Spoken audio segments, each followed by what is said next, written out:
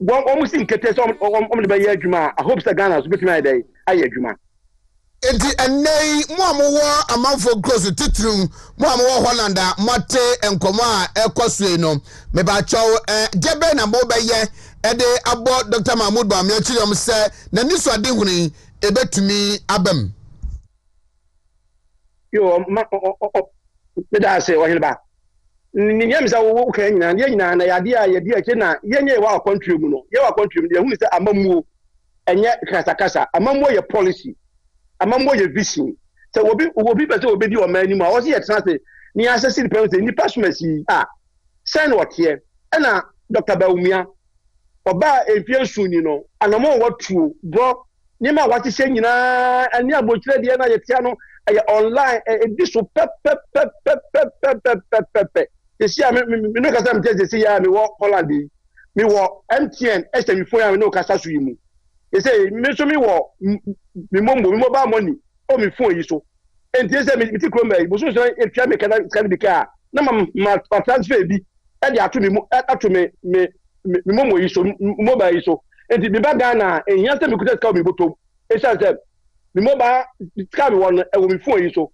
Boy, I say, Papa, Dr. Baumia, bar, and bro, be a bomb pie, a shamu can I say. And young na any human and more instance, some digitization. Once I say Ghana, why and Bob, see a good one, and a Bamagan, a game changer. And a Bamagan has a digitization, a game changer, Magana. Because a game changer, I say, bro, and Nuna, a better corruption, a corruption, chrono, the entire child, a cast of community have a broad system, no, me to come and look at this. €1 and then me bottom, but me kuta me card. The metro be a method the animal penny. Said a my Edmund, a buy Edmund and me quiet the me cobia town hall, me quite give me qua. Ye newsika, and once I ukuta open pass. Now, would you try now? Could discussing in our government would discuss and yet any parties any part any Sika Kuta would ye. The more so any panini any Sika Kuta would ye no, bro. Emma corruption equaform will be at a KMA and AMA. Now, Kona or Jusika, both officers deep in the Paminu, Nipo. Scaba with someone, what will you do? They see I'm to see an unpleasant better matters into the idea. It says, Pasami came and no Jessica, Musika cash, Nami baby bam and changes the other. Or course, I always a boy, not drawing my trains can be a mano. Me Yamano. But it's kind of quite by coffee smoothie until the doctor Casano, baby or concern. Taxi name now, over to Casua, and go for what you better if you are, and no crap, bro. Say, depending to me, a trace Ghana quite by coffee, my bro, Ghana, you any problem. Young to me, a won't tell you that. That's a Nedjama, which I've been in and say, Sicano Conipaho, but the guitar, yeah, a banon. And I was the Sian brought it to me, some near Jemuya, but I hope the corruption was Ghana in Ano. A Tobica, it's as a Toadia and Bejadia wa, me first come out. Yes, I'm a penny and I'm a penny. I'm a call baby, and it's a boy, the guitars in it, dear. Said Doctor upon your bar. Yamin one on what you find my oyster with the warrior, Nemo, oyster Canadian, and Cobebia. All right. All right, Richard, for a Ghana or not Amsterdam or Holland. And pay Medasi, a church and win a view. When Damas Medas and my packet way and can't want to be a but open a market way. I can't want to we are. Yet, Dr. Kamba Bakwan, about Chef also, Yanya, fat rate in our can't want to fat rate. Okay. Yes. Fat rate, you see, for example, me talk, Colorado, and I'm saying the Bagana now, and I'm talking to some of the Bagana. Would you be a agent for me and son? Or you about Obiane price or the mammy? Obiama price of Indian. People less than come card. People less than come cars or Hobocrano. And Yajuma, and to know, yes, sir, staff fire rate in it, dear. Said doctor, so but me a yard, for your supporting the man. Yes, from the Bay Bia, said Dr. Baumia, winning this election, Biano. The Bay FM, dear, called fat rate in it, dear. Minia. And my big problem, a higher papa, and to know, say a standard, meaning I will be on him, say, come, you say the metria, ekota kradia say ni metua ekọ tema say ni metua I hope say etumi eye adwuma sa abotefo ebeboa ye papa betame ni mabebebe aba abra ye mre say we de ka ba ko be baga na betemu a ehun hyam na menu aya na dose too much ye sra no wakonya kande a wa misai no waka ba dadwin mu no na eye se woka o de aba be kande a ye so support say embrem na akodifo emwa yen. All right, obani me da say nyame nka mo ho ya be say di nkomo bi o da achi. Misimi da say o hin ba nyame nhyira mu nyina why be ka say. Thank you very much. Richard Ghana ni or Amsterdam, Holland. Me ba chow say do mu si eje Dr. Mahmoud Baumia ensem no so no na anopay meneno edi enkomo 38 minutes after 7 Wontumi 101.3 Wontumi TV on Facebook Wontumi TV Instagram and YouTube no and so Wontumi TV President Chaco and a President Herbal toothpaste and anopay make am for ediama every time we eat food, sugars are trapped between our teeth, leading to tooth decay, gum disease, and in some cases, foul breath.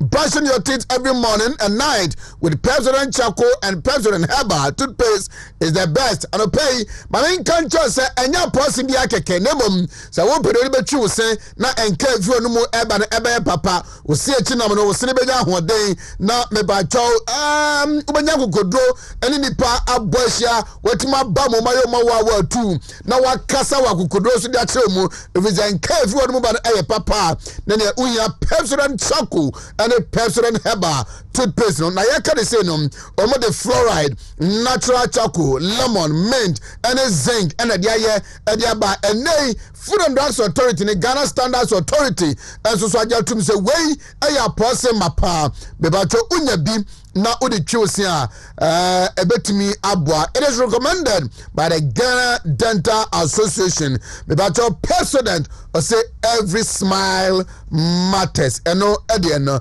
makacho say enche kwasiara bia enyume no nine akobim say no number no aso anotewa eno betra say edin komo ensembei ena ye wo hintasem makacho say empempi niema ekunipa no ya nanyese ya tutuo anaza se kan ede esi obi so anaza okonya nkwanhia nemom nipa bi wo hono mo trasea eniema bi hye no so odi yawo okwa tete okwa hahayemu wontumi no obi enche asem no eni ho nkomo. There are a lot of people going through stress and some of the city how complicated, how complex the issue is no ontumi nya kodompo no obi ntrase eni ho nkomo anase nipa atwa no ho ahia no obi mman no po mo bi say bema ade be na wo famuo ase wonimu nya mefe ase na nze won tansere wo how ene say so unya obi ne nka wasem a na ase wotu wa hu sa na oribeko wom sa nsem na ehinta no ena aso se kwase da bia nyime na onan ekopim na onum ene ne ntrase na munni nkomo wo de ka wasem kire no na monchechemu na ono so ni animdifo ene omo makware wo asetem abrabo mu nsem no ne kanka de ehinta no one wo eni ho nkomo wontumi ehintasem na aso maami aboy da ne tiri hoyi ono ena na obetenase kwase da bia nyime na onan ekopim se na onum bebo na mabonkomo ewo saa ekwan so all the professionals experienced legal practitioners wo makwadare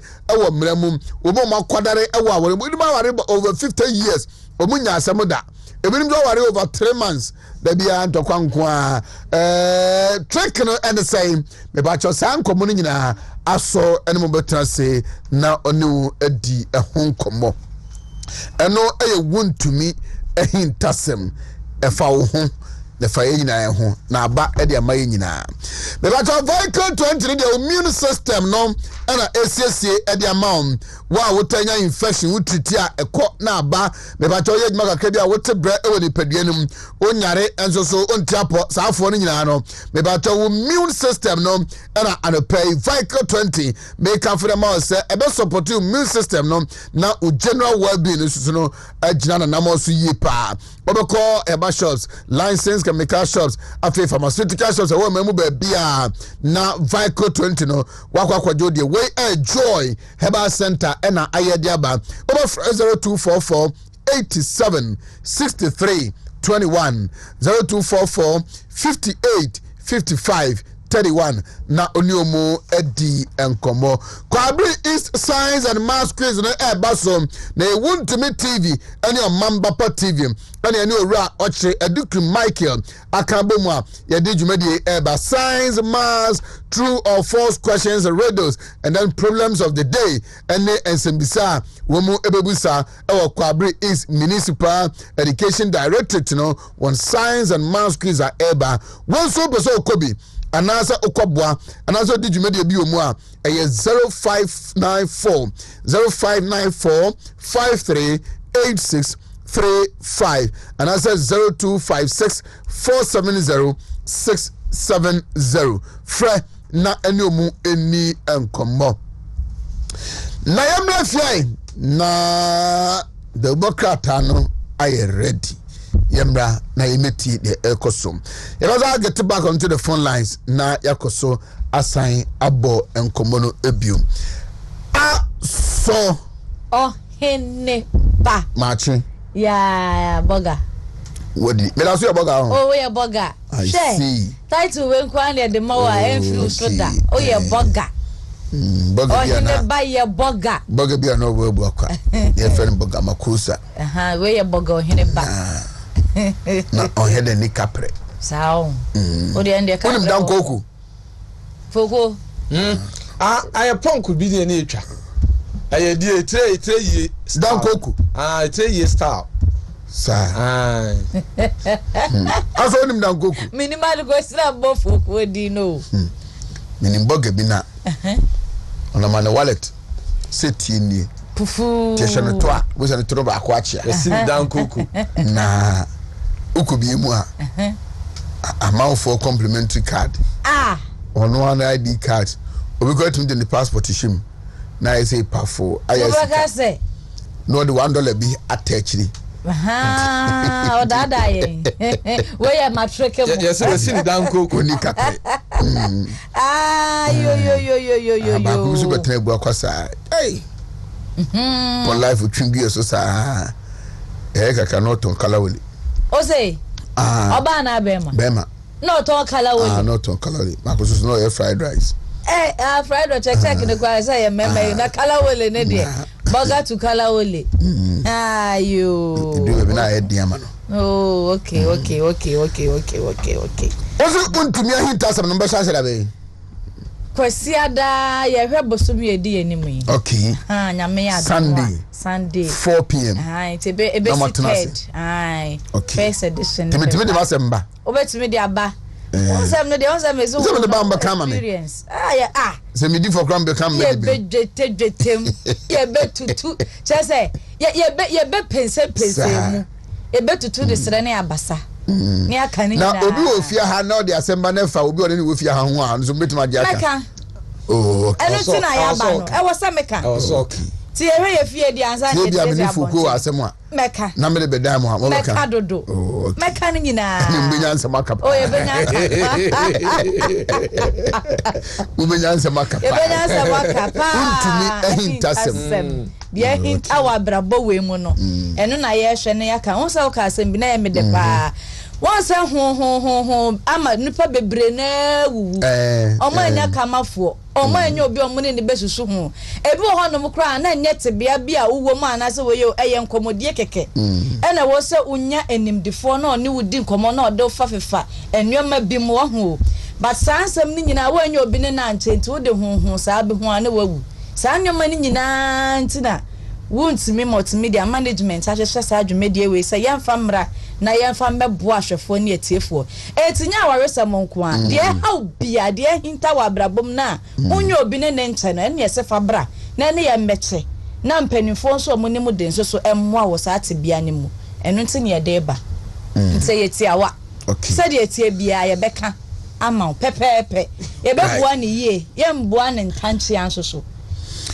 Foko yes sir akwaba ya eja hoye nyame adom ho ye na so nyame adom boko ye de radiase dache o ware a o pesa wo yiri di no kra ma ho kano kra pa asem se siti no kan sa pepe oh okay no kra bia da bi o na me yiri de wo di bibi sie mi a ehu Ochame kwa me say say ono ho ana ne yere be ka chen say oh Annie oh darling sweetheart oh to say some ho je and ya never no be dio so me peto ana say mpoto say no pa na person Annie no ya ma na di eno yo so oh won sa mo reserve fuka kama me bubu ma wai no bubu ama no no ye nyina owie na ne ye ka chen say darling asem wo ho o say asem be ya asem no say na no na utu kwan no asem entiman hye me ho so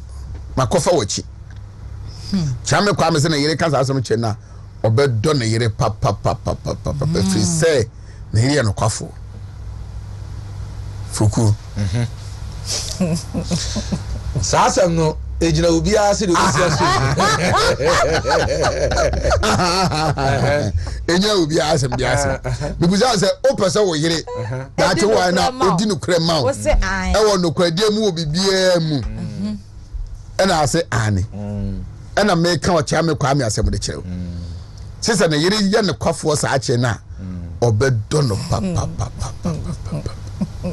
o ka kire wa ayesin se wonka no bi aka kire o ka kire wa ti na wo yere hwe wonim ha sikufuku mafa wachi ho na asem no wo no o be fa ne se oye no kwafo ana so be fa ne sei o ka kire wa eye wadi no kura kire o na ewom wo be bisem oni ni be di nkomo ugo bo sam se sei wo be tiem se ebi wo wa na ebe hia afutuo ebi wo wa sa ti ase ebe hia afutuo se yes se obu yira na se okunu kura na won twempena mane hu eti ka ni praise se nso de a ebe ye di sa won kan mane hu no de so se ye pem ka ya mfom so a o de be friye we de aso se ekoba ne saa wo be ka che ukunu se wo ya mfom so onfa nchew ana se o de be sie no oh iba we die ei azam gasie we say we die David fuku twem we die mate twem na mo aso mate aso Bible say say pem ka ya mfom so a o de be friye oya no kwafo kwa so de beche yen oya tin no kwafo say say ye pem ka ya mfom so che na o de beche yen ofu wo kura abaso o de chew and was all de che ana wo je Bible so di pa o tie Bible masem mitie papa na wo ye ne say the Bible say ye ye ne pepe tisa ko ba ne saa o be pem aka che wukunu say darling mafumu kwan be so mafa wachi ei we de menye untie Bible oh da wenya Bible asem o here ba untie the Bible ka ei asem kase we oh heaven abeko meko heaven we dear Unya heaven abeko mesra boniface wo nyame ho o ba we kwa de na foko se wo yiri nyankokodo ka kire wa te the Bible akan se o pam kan mfom so a wo de beche no wo de beche no memo de bi ntum be de bi tu obi a ebi tu obi a wo de beche no ye pa wo de beche wo pa so wo no pa se da che wo yiri eyo bi ayesa wo de beche no ebi ntume empena kura nya hizo na so ba what sika ya ne ho ade ebi ntume na ka che so wa fa wachi se nipa ntumi ka kire wa chese mo no ma se mboko heaven but mboko no fan foforo so oh ye besra boniface fi na ho ani ba nipa ka kire wa yo me momu de me jutum said o be ka honestly how would you feel ei esa o mfa na hangu no so na mum esa bibia no e fa na hangu no so adidi e kwa mfa na hangu no ko ka che kwa what na nkwa mu de oh David ei foku no o be ka kire wo eyesin se won kan kire wo so wan kan kire wa ehu sa wa wo so wan kan kire wa ehu eju anya okodo aka kire foko o de beche no ebi ntumi na ebi tu obi a oh I don't know the bintu wo de beche no beche me fan wo de beche no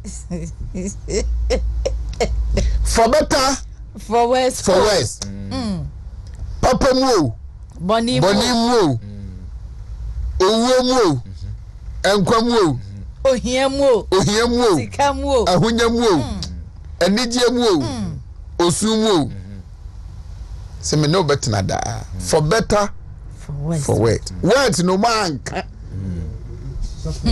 a pregnant words a bibia enyem bibia anaba platform we won said ye sitie anaba me nyina so enye saadie we ntum sa Bible ka say me dey bi ntom adama mo na betima tete aware him na mbom sa wo do no a yes enti na so ka no enti wo do no subject to bibia na no me ba de be do wo yire no me dey ebi ntom but eye pa say wo dey ever say ato eno na me se maji atu no I don't know crying. Okay, aso say you kunu. Ana be ka sa akire wa wo be fa ne say. Me momo de menti ase da. Onti ase. Me ohene ba. Ano peso tie kro ni. Me misi so no Monday to at a good da. Let me expect so be ya me bone. Etu ya me bi. To nya ne bone da. Na me hu. Aha menye. Ntu nya ne bone da. Menye da. Onya ne bone da. Anya de wo be ye o, de atwam. O ba menye. Onye bone da. Bone but me we nkwa de menye. Me aso. We nkwa. Ukuru be ka chewa over nche no. Menti ase.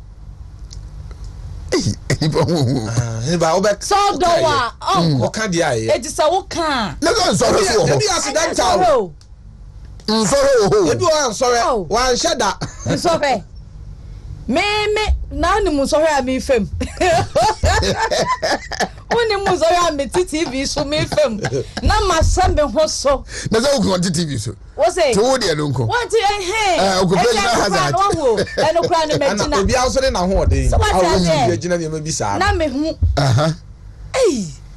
asem ke de bida mo on Facebook na mo send message na making time mama I have seen your messages mo send them na me making time mama foko anova ti in conclusion o fanche da me nkasa me mfanche yes I no make na o can say ya me kan say nipa no eye pa wa bi betu bia no nya akukuduro na ka se nipa na mfanche umpa wa ye wa famu de entime de me susu say o ka eye na mu mebi ntome wonu anka won fanche da bi eti me yes I mfanche asem won ka ade beche me pese me gi atum se bi betume ntome eti pogo crash for no matie wo so won pese obegi atum da bi eti o ti say ka dia o ka da bi ka dia o ka eye pa but obi betimi ate no de ache nipa ne kan eye yes what can eye no o de beche foko ohne ba anope mi dina TV we so aka enka me de meka seka me de menka me de say enka me de so ka nyame anim no why you afamu de sro bo ne facha we awurade ho menka nipa famu so no odo etimi pepa ne ma bebre odo sa etimi pepa ne ma bebre to odo say what sika ye oba ho ade na wa fa how do you understand your for better for worse seti bia tisam from so ban ho kra uguso adon eza wo su yam so enti na me say me mbese me gi atum say bi beto na o de bi nto na wa no de nto no na mum no eye pa say bibi say si a wo beka eno de eye pa e ma ne so wan kan di pa no ko hu a bokoto bo e ma ne omo ye na say omo kan fa nche mon fa nche okay me was am for sending me messages baby but I'm kwa man so na me Dr. Joseph Kofi Nkua or a tax expert me no eni nkomo hello doc good morning apom bako de pato apom ye na mo so e na me na dom yanso ya ho ye pa doc me gire say na no da wutie Dr. Mahmoud Bamia pato maintain the but niya effect of the speech no good right mamini kan kwa bebuza say enhyehyɛ a aman no yɛyɛ for the years and to yɛ ɛkwan for so agitoɔ ɛwɔ man mu wɔn mu identify mu agitoɔ efiri mu hɔnom no wadama you think say ɛnoa no anaasɛ as on my baby aba drew sika ehia de tete on my no e ma on my tu mpo no ke we senke ye bi eka ho Pato so the very amount for a better near costing nothing. Let us say, let's say, the big acclaim. E be me de pa. Na a 12 years. And then, any answer, dear too. Your friends say, the chaos are blessing, different are blessing. No, much at all. Let baby. Ebinu fasi fonu di eko ne ho se etwase ye tiato ma abanya na ofe omofa kaiza de ma kaiza na onyankopon de nso ye mfa mu onyankopon enti eto de ne de aka ya de a ewo ho dada na basically ne ye wo 4 key roles a eto de ye de ewo amansi chimu one of the roles ne say bridge the fiscal gap. Fiscal gap, and say, Sika, yes, you say, I see you dinner. And then you did. We shall the piano. Yeah, Sika, you better say a bed general, and then you begin, you Jim and the brosso. Now, a bone can see about that. So, one of the ways you better bridge fiscal gap, no, and two, there were contraction method and expansionary method. Now, you see the two methods in expansionary methods, no, to say, you increase it at all. And a contraction method, no, so you say, you see how you begin, you better so. To say, capital expenditure, to say, I'm saying, yes, all functionaries or more till or market by 30%. It makes me see that bonus. Another way told you useful to the economy is inflation. Inflation, one of the ways inflation between about say it can be very pansem. Or more pre-akoto idea. Young friend says, I know mano, and no so.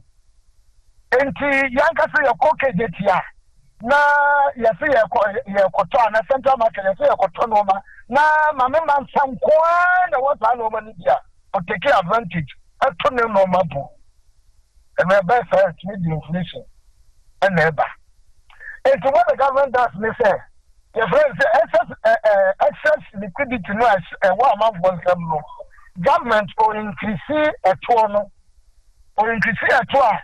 Now, Mexico don't know what amount of them more multi spending more. Now, it can swat. Then, secondly, no, you have another rule, redistribution rule. You have to know, everyone was a capa, everyone also any sika. And in your buying, and say, or increase the tax band and the tax rate, no. Now, on sika, a dose, no, through taxation, no. Or budget first Kennedy. Now, this first Kennedy, what the government then does, and they say, Sikano or channel Sikano into social intervention programs. Social intervention programs, says I am for to say, school feeding program, free SHS programming. Obasha is a benefit. That's a could 10 million a term. But there's a one will bear free SHS. No. Every term, no, every year, no, or will bear 3,000. Another way, so they say, or you set taxation to bring about economic growth. This year, America saying, one sea factory was the 3 northern regions. One year to we can be a zero rated.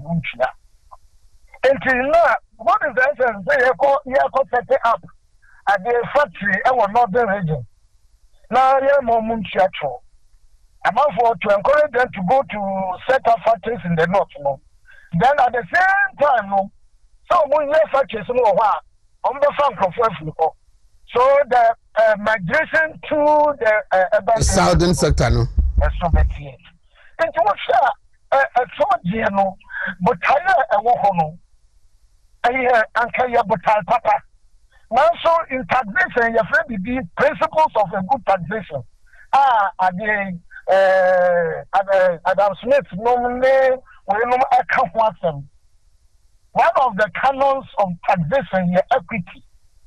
Equity is the ability to pay so no alcohol. Into tax no yeah, and perform do on tax no or more the ability to pay. Okay. The tax no a dose too much. We call it tax wariness. Now I'm not saying the Nipana Taba until over the trauma or mobile channel. If that is the case, then I buy into Dr. Baumia's call for redefinition of how we approach our tax policies right now. Yama a trauma emra from now a from and man saw ticket detail or tom money, or ton, or ton, a day, Cody. Also, much me at ya. Now, say, yeah, more dear. No, I'm not a tono. I am passing increasing the revenue at both. Okay. Yes, sir. Sissy, and there was some identifiable groups in the more. Oh, theater, so cry. Oh, at the Reverend magazine. Ya Bobo no trade no this I say or no one day no go now say or the 10 million no or tax and these are places are abandoned to me expanded tax no instead of increasing the existing taxes no. I agree with doctor say again taxes need be over as I see a chem. Oh, in as much as your revenue, we must also think about the multiplier effect of taxation. To say electricity, what the tax to electricity here? As well, near or the electricity area, you know, or pushing the extra cost. For consumers. I can buy the a more no there in the city. Now, so, no, the Jumano, open fast one. Open fast one, open sister, I buy a home. And no, my doctor, I can't want them there. Or bar, or no more instead of making the tax system asymmetrical, or very widen the tax net. And yes, I agree with doctor. Okay. Policies for her. Yes. It is a wood names and be okay, or say simple, friendly, flat tax regime. Introduce a very simple, citizen and business friendly flat tax regime. A flat tax of a percentage of income for individuals and SMEs, which constitute 98% of all businesses in Ghana, with appropriate exemption threshold set to protect the poor. I know already the market say the intention of mobilizing taxes, you know, are good, but the philosophy behind it, you know, so to say, a total too high, now you're prohibited, the burden of taxation, no, too high, and I'm not done it from even paying taxes. I'm not saying taxes for the no, we have to turn the store, no, again. But if it is within the range of the taxpayer public in order, I'm going to be a year. And all now, all to the say, or that conversion, my your tax policies in such a way, say, a very friendly. And yet, inimical, the burden of taxation, no, at the baffle. I know catching. The interest also taxes, mukra. What are the other? Not what person would TBB ever acquire for such a tour, near month for 1 tiana. No moment, man, but no. This year we are introducing the electronic system in the payment of tax. Can I know tax officer? It is between the officer and the taxpayer. So anything can go on. But no, as a result of the digitalization, no, the system itself will determine tax when it's over. So face-to-face contact, human contact, a very reduce a corruption in the tax system, a very reduce. That is one of the ways, more improve the tax system. I think Doctor said he will introduce electronic and faceless audits by GRA. Tax digitalization will be implemented across all aspects of tax administration.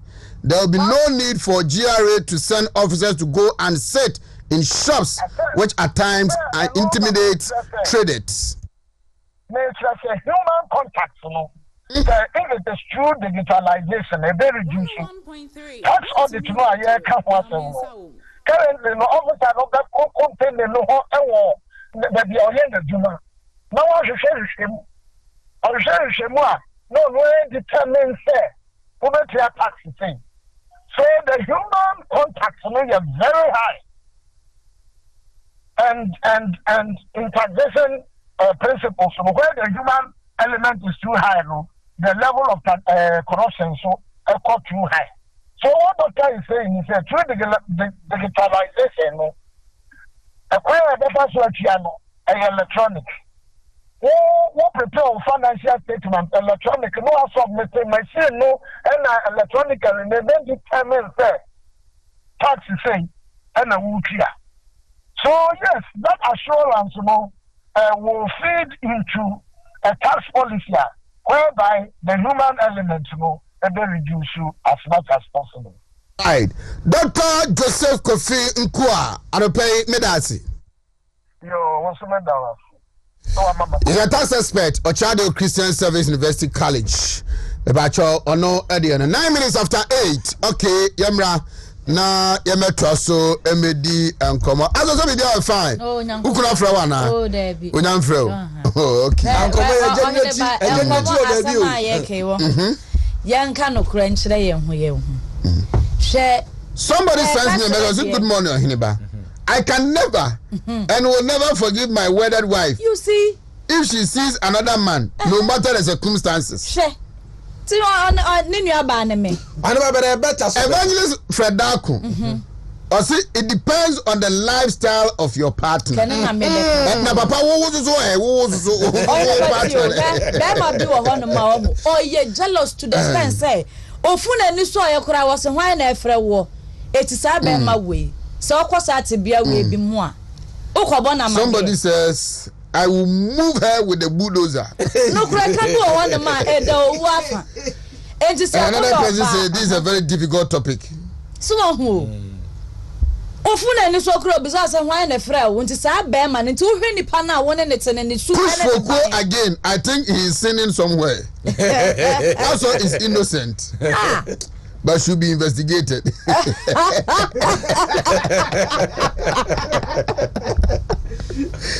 Hey. So when you're jealous, the sound from me amiti hey. Now who can see you jealous? The sound from me amiti. And then okay, let me read this message. The person sent a message from Ivory Coast in Doctre. Say, good morning, say. Everything happens for a reason. You just take your wife as a test, and after the results, there you can decide. In the chair from Ivory Coast. Wife, voice note, we could ask our say. Oh, I will bet my play because and then my son Kwame Madison sends me a message or say, boss, I will forgive her. Because maybe it wasn't intentional. Intentional, so maybe she was forced to do it. Okay. But also no. You have some messages here. And then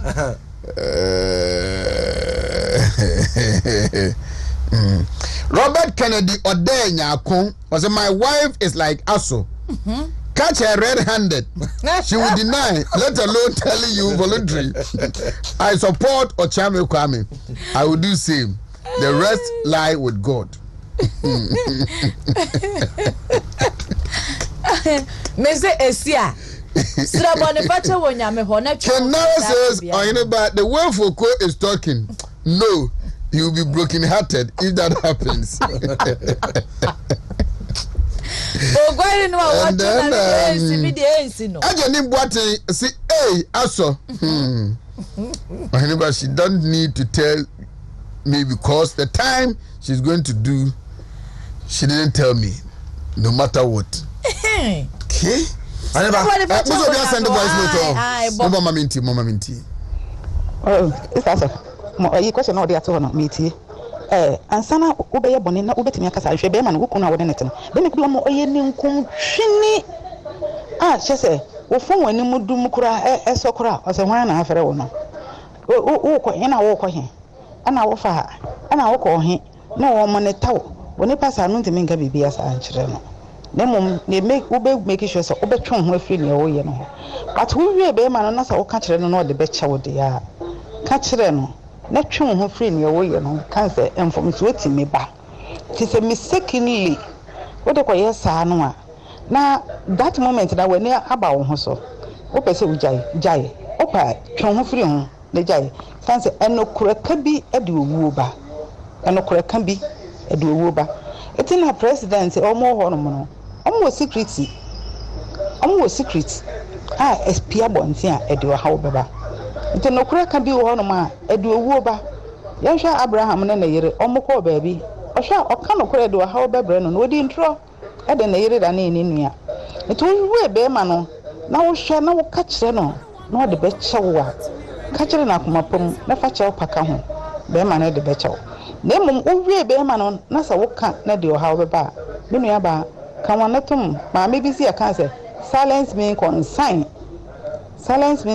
no aka wano atom na woto baby no apepa wano emmo so da na mum be ki sure say obetwen ho afri saade. Okay, Derek Atajan so Ohineba, anyone who will say he will tend to love her wife the more means the wife is the main sponsor of the house. Frank Akwasi Amwato say it will depend on the situation at hand. He sends this from UK. And then Sami Jesse from Hamburg also never encourage fornication because it is against the beauty of every marriage principle in the true sight of God. Mary Esiadua, so good morning, please call out the numbers again for me about for the quiz. Catch on. Eric Kadia, so what is Foucault talking about? I will not forgive that. My respect for Aso has multiple. Please, big bro, what the ECG? Hey, na ECG na Shanta Region Massa. Eric, that's what I mean. In fact, I suspect something. I suspect something fishy. Owusu Boatin James. Okay, I'm here. The message anyway. On the Manson Quanta Road, say Amasia will deserve better roads, okay? And then why should you Bright Nampo? Send me a message by Zemaminkai. I'm a Menkai. Monica message Yama, why? Who could message, you know? It's interesting, it depends on the situation. Situations, I say. But I say, Nekani are the best. Nekano are the best. Yeah, I are the best. So better. What is the Nekani best? Now, Nippon the car, all the better for Fuku. And no Niasam. Antino. Okay, about I want to chop on me to do, sir. You ever work out a Muslim Nimra? If you are. Yebeza kuti Dr. Mahmoud Bome then Ishak and senior lecturer KSTU Dr. Samuel Free umba beta so mumi na anope ya bonkomo aso say come back at yeah mama ninko come back aso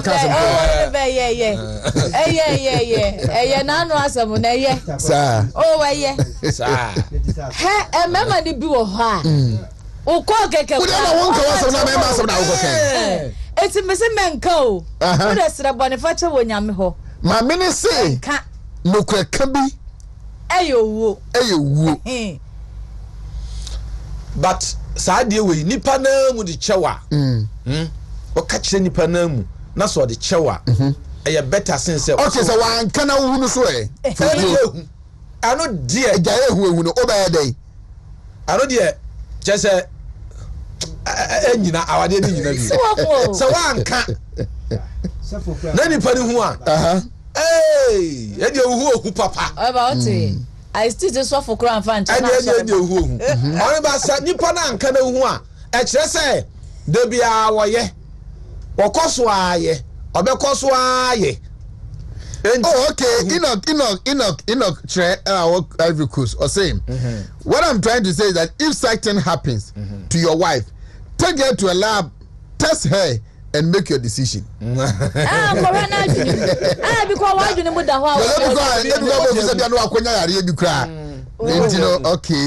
okay, moja monso kan ho. Adwene na ngasa kurasa, adwene ne ye adwuma oba be matiska ware no wonye saa. Bi o wa. Di dia mi si o. Mi si wunni ani a wontumi nya saa de no. Be ma de, e ka say normal ya me no mo nya ba e na de no kure ne nya me anim ne. Be ma ya eye. Chen so wo ba wo be ye saa de. Ndiam ti saa. And then somebody says you can't lie your way all through every situation. Sometimes you must say the truth and bear the consequences for our actions to rest our emotional turbulence and trauma. One can go who dia. Papa. Right, never tell young quite about Catana Tamason. Young Fido. Ah, brother, you bosia some mu. Bosia oda obeda. Sorti ase. Baji bi fatu botom. Jibi na efa ko hye wadwuma se na jibi fa ko tere wadwuma mu na emmo fido ana bomoden se ubabu bako akwaje bosia ni bi na atimi abo wo de yan so beko Google Play Store na onso akwa download FIDO app ni bi don app no FIDO fido ana se o phone no so obedale star 998 star 9 hash star 998 star 9 hash na chese wona wokro no na bosia no wonso wonsa atumi akabi da ubo kata udo ya bedwa so na no pay ni ti ni kon sisi ni kotodwe na beti na batwa na bakon naposo na udrufia ha yasem a ye de ye kan ni se O B D ni a kira se Obia bedidi amen peche da chese yanko na krata no de ni emfa nhase for graphic ne yemfa chronicle nhase yemfa chronicle enhye de bokrata na se ena no pay chronicle da so sem de bokrata no aba ene wo ba ye de wode ebre ye nie we are chronicle de bokrata ani mu a na sem a wode abani mampedi na de danko akufu ado nimfoni ene da ho no ana waka asem de atodwa akire se mampani dada adwandramani mama say wasin so ba ya just waka wasem no was in Ukraine say wo mo kire no kwana nche no kwan ye ne waka no emfa no kwan mu kura anti Europe ni de no o close to defense and also wasem eda ho no ana afa say or the 40 ministers. Hey, Jalan. Because this is about America 15 June what is so. And I leave Mama Sports Stadium so and a dahono. My uncle Ghanaian Times the Bokrata and some way. Na anope Ghanaian Times and so by and rather small nobles assembly members are. Yetu aba edema womo na enra dampenifo ebo modern power mhontoma no enipa mako 259 ena nkwa nwoma ne mu de sisi ade wo mu dia ba mu ye mesini hodo no mba be ye adwuma I think 259 MMDAs MMDAs mo that is municipal metropolitan and district assemblies okay out of the 261 I think 261 there's a 2 no and I see a GCB so sisi ade oma appointing new board chairman and also so ewa kratafa etoso edu ensia na Libya Buckets na yes a burger for no Libya for no nipa 143 sisi ade omu nyina aba bedura anope ehon nsam so aba kratafa etoso nwotwe ewa Ghanaian Times de ubokrata ni mu yanko daily graphic de ubokrata mu na yase Food and Drugs Authority Yes, say omo ba shut it down. Just say canteens be omo license and canteen for no. Aha. Nti yes say yamra ho do bi no wa atwam. Emra no. Enti wasem enso eda hanom Professor Atuguba ono ene dia ba betudwa ena say Ghana receive $850 million US support from Switzerland. Enti ano so wasem honum nti daily graphic the bokata ne nsema wo dia ba betudwa eno no mame to so wo daily guide mo na sure say daily no ene eguso aye pem sokono na anope krata freto sunsia aboho amane a ehwe se sisia de ya jeli owura bi enfinsha aduonum ena sisia de se won kwotwora ban kukumu a ne boni a wo nyina ne se kro no ena okoboye ehon nsam no eda ha sei ena nipa 259 assemblies so eno ada ye pa wo ho ntoma no a eno so ewo kratafo a eto so ensia kro no a na ya mampeni na ado danko kufuado ena atutu bidia mane yewura John o mampenda da John Dramani Mahama ne no feri ni kwaja wotro so basa ne sema na no koyi ne ka efa wasi and social results a eno no eba eno na wa set a way record no straight alope ewo kratafa to sunsia pebina kenkan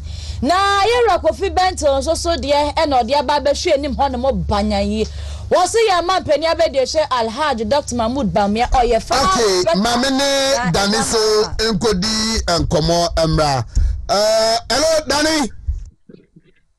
Hello Minia. Bibi aboko de Nyankopon adom bibi aboko.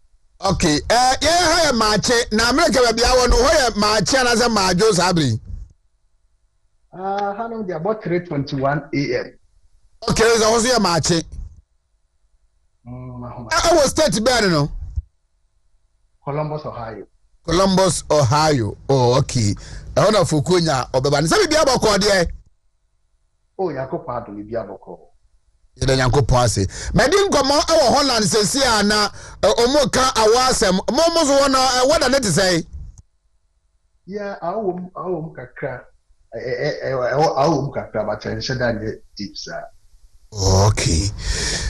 Minima Ghana fo a omo ho no mo se mo di mo ho nkomo a sai ena na no da Dr. Mahmoud Bamia ebe kasa ye ne nsam o de tudwa no wo mo fa no. Oh, we did kama menchia wetiefo nyina na menchia MPP for a more Ghana nyina, especially the incoming president of the Republic of Ghana, His Excellency Dr. Mahmoud Bamia. Na nu ya sema Bamia be kai ya e wa kwanto mu de ye fa na se ye tide sema o kai ani nyina no ye se ye fa na se wo de abrochire ba Ghana ennyoma ye tin e wa ha no enu bi eno pese Ghana aye ye fa no one by one a didi kan wo hwe ye Ghana card ya odi be ya ewiase ankasa no bibia pese o ye bia no so wonya data ebua ma otim si show nyoma ma ne ye kama enna ye wura Dr. Mahmoud Bawumia astate hye nyoma kama na o hwe ne kasa o kan na o kan abana achievement awaye woka di onu ankasa as a vice president waye ena oka baby o person de Ghana kodru se ye mana konya na nti wo hwese de osi ebo ne nyoma na tofa na de beboa ya ye wo akontu mu na Ghana card number aba America adma ye wo wa na ma social security number you and himself throughout your life no ena Dr. Mahmoud Bawumia o de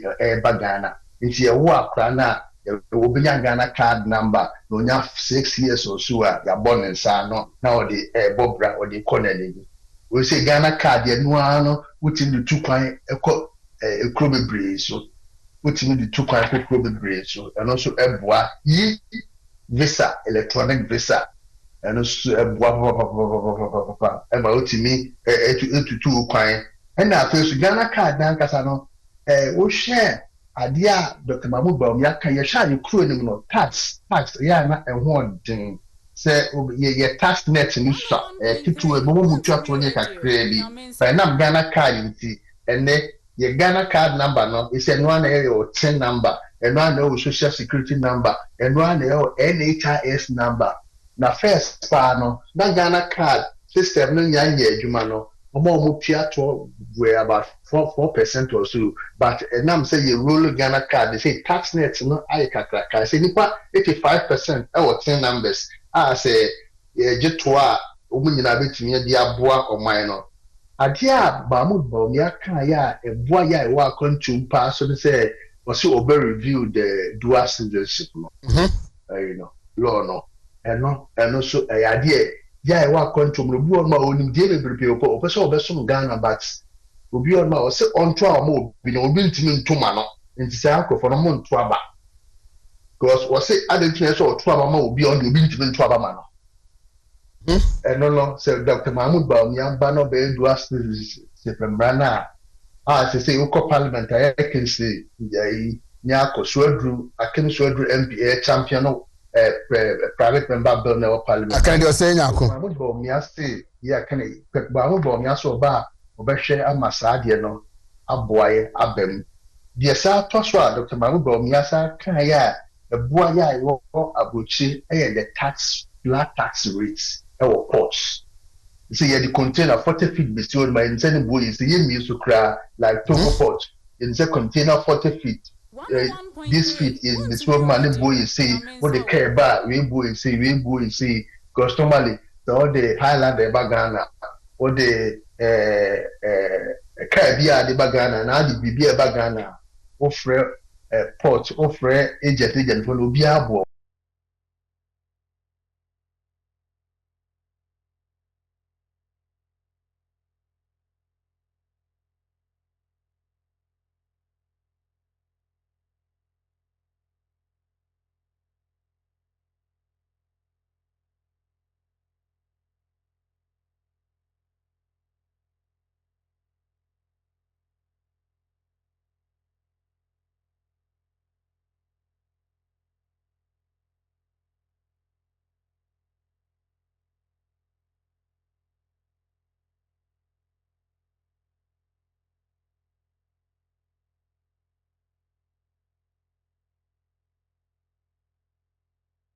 Animate already. Hey, or not drink unim. Come on, you need your friend Kukra. What you say? Come on, you need your friend Kukra. I see. Yes. Can a man or a man or more permanent or empranfo crane no more or do over what? On the bar. Tatuna Berman so be a woman do over what? Tomorrow one in the muka, a frame will be told. Is it a crew of Frudia? Honestly, my mention maybe this is from the perspective of Kusibuafo. They must study political landscape across the group, and he said this too way. Oh, yeah, president, the vice president, has a cover or deficit, maybe I would to see. If you are a president, your vice president must cover to fill your deficit. Yes. This is two professional intimate crashing. My back president, my back vice, no matter how popular they are. It never two professionals. No. Of the same category. Two professionals of the same category. No. And fit. And crash it. And crash. No matter how popular you are, I just all practice populism. Unless you are practicing populism. It's a BDB, I could pay vote. But what meaning a Juma pa? So I crafting a vision. Then one, the obey or running bait, a was a oye nipa ne huniasem. Ne huniasem oni entomafi bebre emfa preko ni wachi so ne ne koma ape udare no kura wode ne ho beto tetemi ebe na be dware preko wie na ade na wura fie se ye kwa akop ye kwa me kwa ware enize nipa no ho asem David ofini tabi ani ne ho yeah and this wo banner problems o ko patel election wo ko patel or we was over appeal to Ghanaian. What you say? Nanado say me pam chow me samo. O ko pecho. Yemfa. Preko ni echi nko pacho. Obeyi obi kura ho fi wo. Baby a wo ko pecho no wambo nyasem. Yemfa no nko. Enti dia ne nsan kan yem. Obe pecho ache. Ne conduct obe pecho ache. Yemfa ni echi. What did he do here? Populism. Populism. Because the war banner there, and I'm saying, Ochari and San where you nuntino, or back them now tono. As well, no so take another area, no the campaign no fa baby. Ukwaha na ukwaha. A and B. Nyasa fe no baba na media ebe no di na si radio so ahoro no na hwan na be defend orani mate amawo hwan na be defend so the vice president Dr. Mahmoud Bawumia choice by Nana Addo Dankwa Akufo-Addo was a perfect match. I see. Was a perfect match.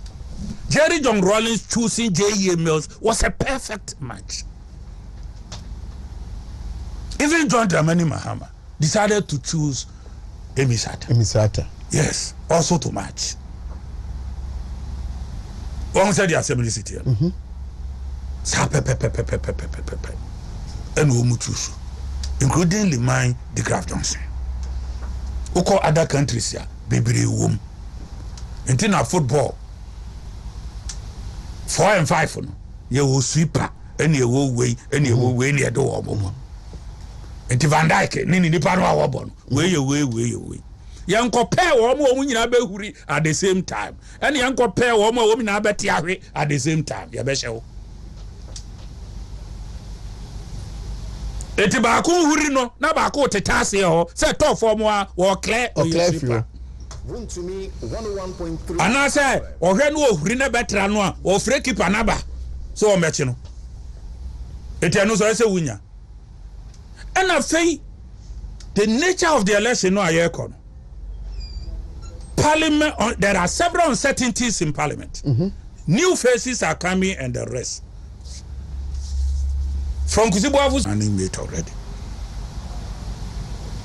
And yes, I need panibi.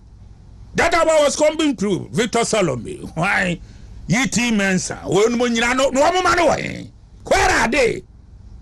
As almost charted the course. What you say? Even Jerry John Rawlings a background and you're so dominant, sir. Ya mumu sakura do adwuma. A chance o ma fairly. It's me register no asaba back because woman ni ba me ni so ade hunu no. Ye boa no ma ne bema ya e wa ha no ye ho betoye.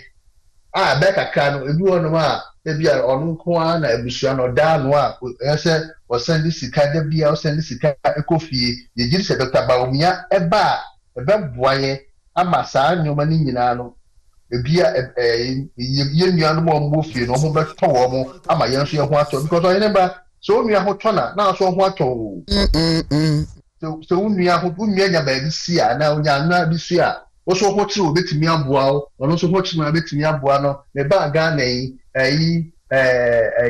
cashless system aheneba cashless system ba Ghana na who said to say aheneba a confront me attack amanfo bibire se person no ukoyi sika bank bebrebe ni attack o ene sika bia o wallet so electronic o ta dia electronic o send bibia no send electronic eni nyina aboa na aheneba yi mesuma yi maba Ghana ibu ma akoto adia wesi metua na ne frɛ aheneba. Right. Mera se Dani, nyamen kamo ho ho. So good. Nyamen kamo so ye da masepa ye ti obia so na mum ye mompaye na nyame emma ye rama on ba omi ahode ne kwatenten na ni so ade hunu no. Otim dia beboa Ghana. Thank you very much. Baba cho Dani Opoku Entry, Ohio Columbus. We go to Columbus, Ohio. Ohio. Okay, 80. Kroma Bede. Mamene, the Ashanti Regional President, Emma Guta, Ghana Union of Traders Association, Ura Edu Godfred, Enso Eninkomo, Emra say, Neline ready. Many senior Edu Godfred, Enso so. Ebedi enkomo for kwanya so yanko papa kono to manafini atwaso abon komo ayo aso na Ishak daily guide so say me wie oh ye guide and yanko dispatch na yanko dispatch daily dispatch the boka tanso no pay what the be buy na daily dispatch dia what the baba tu suni okay mamini senior Edu Godfred mra good morning sir. Hello, good morning sir.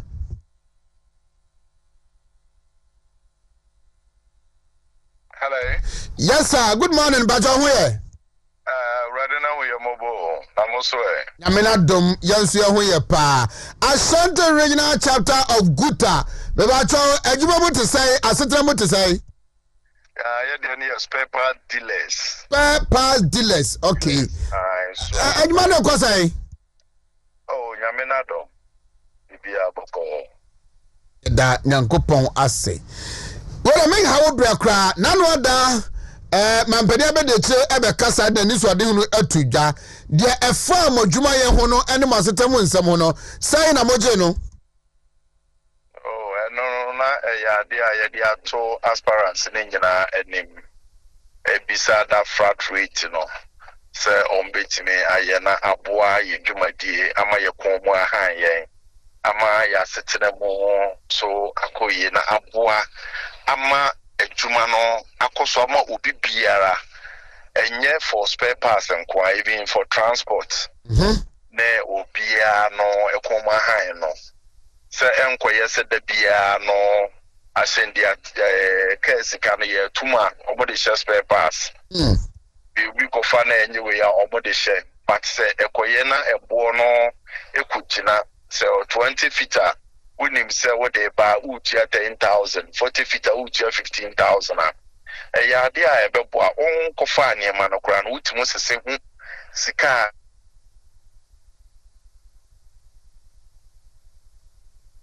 ye ebibia de obetimi aton no na aboa ama ye djuma akoyi na ye de ya bie ya pono obibia obeye hye pa bia ebebo ye dwumadie ebebo ye dwadie ebebo ya setenam ne yenkoso no ye bi ya pono se ye beji nipa no na de wo no ye se enkoye se yakano wata ne mum ye no mo betena se na de krata bi atoso ama ye hu se nyame ya adom na se ekoba enkoye se eye bohye hu ebi na ebaye nti sana ya no all the aspirants bia wo bibipa bia fa ye dwuma ho bia no wo de betudwa ye no ebetena ase ye beje wo so ya jwa wa atu na ya hwe ne pa wo de maye na no wa ye krata atoso nyame ye wadom na se wo ba enkoye bohye bia ebeye bohye hu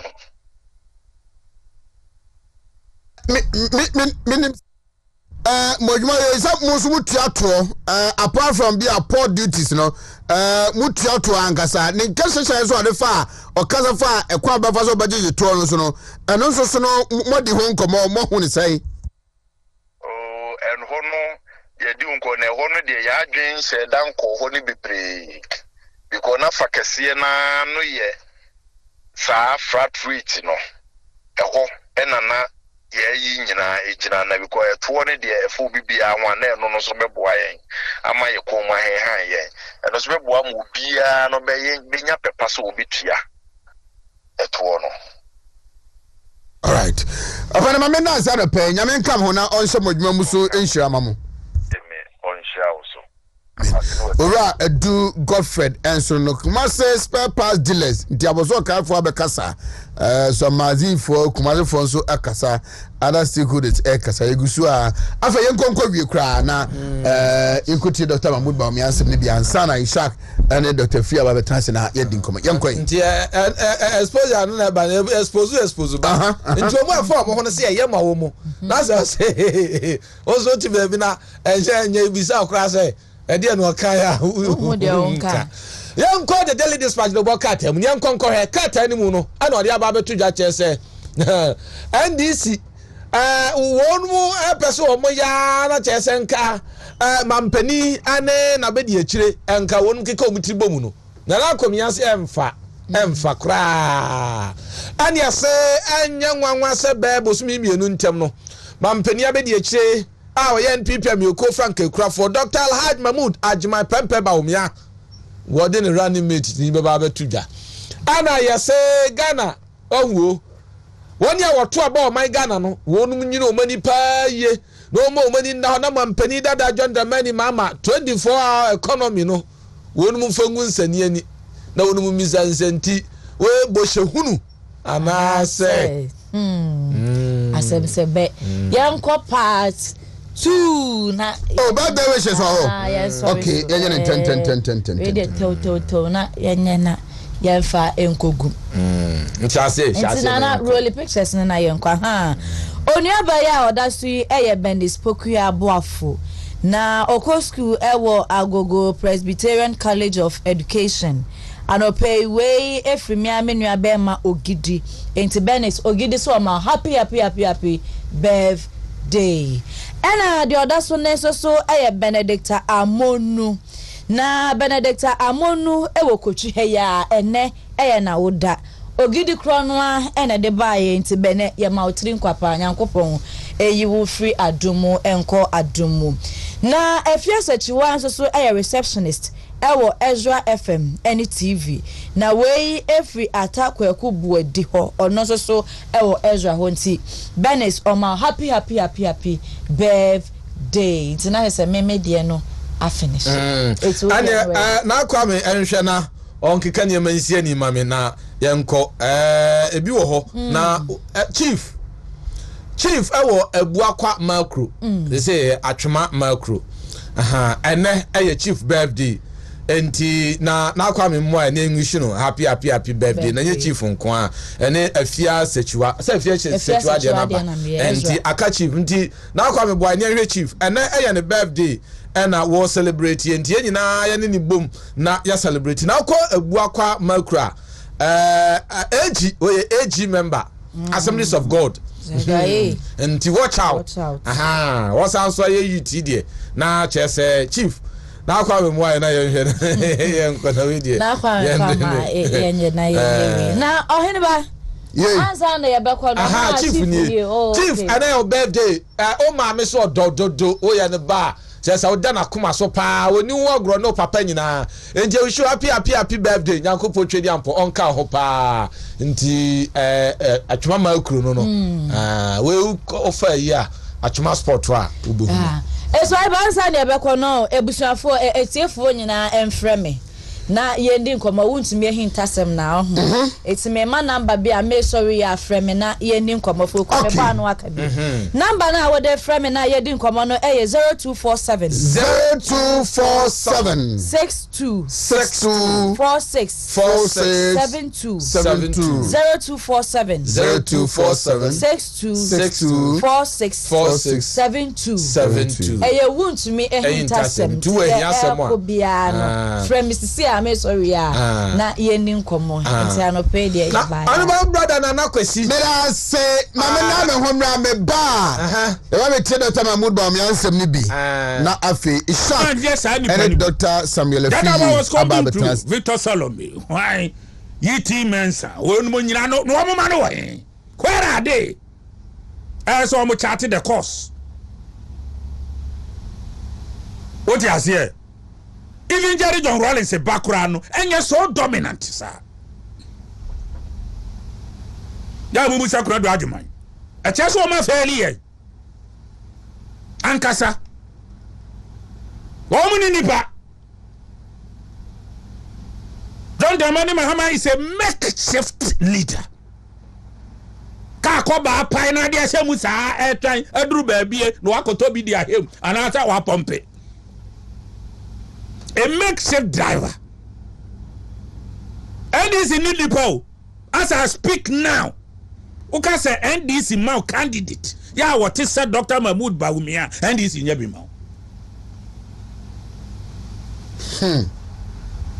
Oh, Nyabimau. ana wo mu di CDR wo mu di we nti MPP ehunu sa na yesi da bi ye change system no ni empe wo bia one onimu nwuma intellectually woye brilliant onimu nwuma adefa economics onimu nwuma adefa technology yenye sa nipa no then again NDC ayusu akan party etia MPP ache let us so find antidote to it akan for party as we go jire srem no om kasa akan for party a enya don brand man mahama enko om de om so de akan for no aneye wo mayi ena bia om de ayi propaganda upon propaganda and what be a kind edinya etino omunya campaign we yakani and what would you ko MPP and MPP I am mram yataba afọ etia was solve that problem and what creating religion edia BTN and now what the chieftaincy NDC ahemfo awoma sie and it's what is your kind of one sembe bra wa mane nya no nwanwa na mre na so ensembe na yeka wo kromfo wonkofa obi takune sempo wo ye liar wo ntwe nkontompo bia ni bibia wo base on data and facts enye bosire muka afedi asi yesu ayi akufu adoma ayina ma ni asi wo odwane afiri mete safafa ntonso ka bia wote si asi wadwane afre kufu ado ho hwe ye ka wo bi a wadwane a wori afafanto ala nkremati na adwane one unyina MP da in Ghana here Wontumi 101.3 what the Nkrofobia chi and wo ma aboa wo no abeye cabinet minister for over 15 years both NDC MPP 1 and Akufo and MPP 2 obi a wadi adodode pa obi a wadi de obi a wudin abasoro nko obi enimu a small constituency na ke enimu wo fie for o papa na ba cultural center e po ba pum nyanya politics akadidi wo soro soro o ya mention udi agese do papa de so anza ne ho na MPP apaja wo ni atro in the history book of MPP. There is a paragraph for you, whether good or bad. There is a paragraph for you. What on within what on who nipa, what who we are say at to coin, at the allowance, at the pay, at the sika, at the contract, yama, a binom. We did this on betting me a year, Juma, see a dawa, see a and was your him. You have all these privileges. Now we're free, a dear no who egane. Political gold digger. Or digger. On a wine. So be what is a gold digger. It is a man or more from Sana. A here one we're done, my problem can crab in true. Would you pa fake it? Chira or baby say a here any bosomians and we're done. Johnny. Okay, drop on entry. Nama tetra pradium na fabra.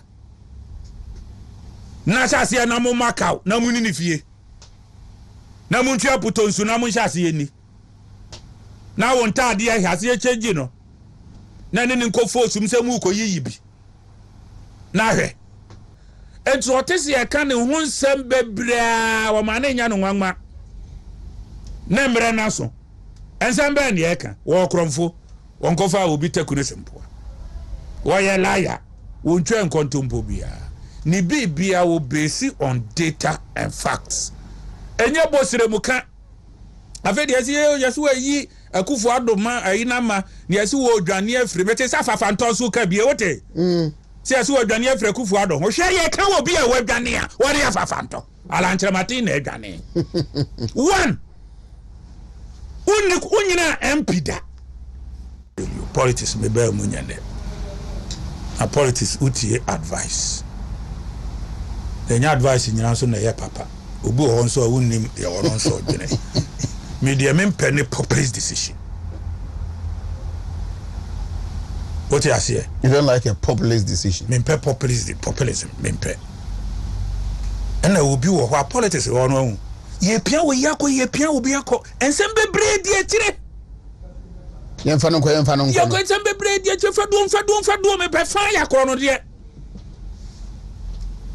Nka so obi ya kromfo. Obetima use social media they are popular. Obetima use where they are popular. Obetima use or obetima use sofo. Obetima me ahen come, obetima me aye say. Sit down carefully and look at it. Na hwed there uto sin any the vision no a person we no. Obe realign with your vision. Na true the responsibility is yours as the candidate. Nobody else. You will take the blame and you will take all the good things, the bad things, everything will fall on your head. It is a MPP co-opposition. Yanka se kusibuafu. Yabeka se Dr. Mahmoud Bawumia na the MPP co-opposition. And you will take the blame forever and forever. It will decision be so critical. And your man come for. And ye yamfanko. Womu nyina no. Apedi enka wonya. And I think Yesu Kristo panko wonya ya. Kwa de merima ene ye nesuafo. Ne duru tamu ayebu atenu a se do si chichema wo mu no wetia na ngani nuanom ne nanso amasa openi ye atekro hu yokofa Paul bai ebehia mu ema onu so be ye ni ye. Sometimes we want MPP to sustain power and not sustain only popularity. Popularity is irrelevant when you don't have power and resources to develop your vision. You can be popular, but you may not have resources to develop your vision, and that is nothing. It is devoid. And who? Resource no. No more who say we nipa. The first test of bravery of Dr. Mahmoud Bawumia is the choice of the running mate. The first test of bravery, yes, of Dr. Mahmoud Bawumia, yes, is the choice of his running mate. Yes. Sini papa uso wa kukodro pa. Yes. Ye de bedi council na hwe no. Yes. Any nipa obeyi no. Sa Frank Atufo abedi echiri. Yes. Why so? My man bebre. What he needs to do in the coming years, a very big vision. The vision no dey crowd there, a bro current generational vision. O move ye scale to fourth generation industrial development, artificial intelligence and robotics. Ne ho nema a year. Ebe hia mbra. Ebe hia discipline. Ebe hia sumudwie. Ebe hia tu ho ache. Also no said do si buy as running mate no unya no ho asemonka. Obi a wako we lose 2008 we be lose 2012 wasanya kobiem ene ade and we said you was here lose afa na papa da so with confidence. You need that person. Nobody knows. Election is a fickle god. A bit of free unsa, a bit of srepo with the little mistake at any point in time.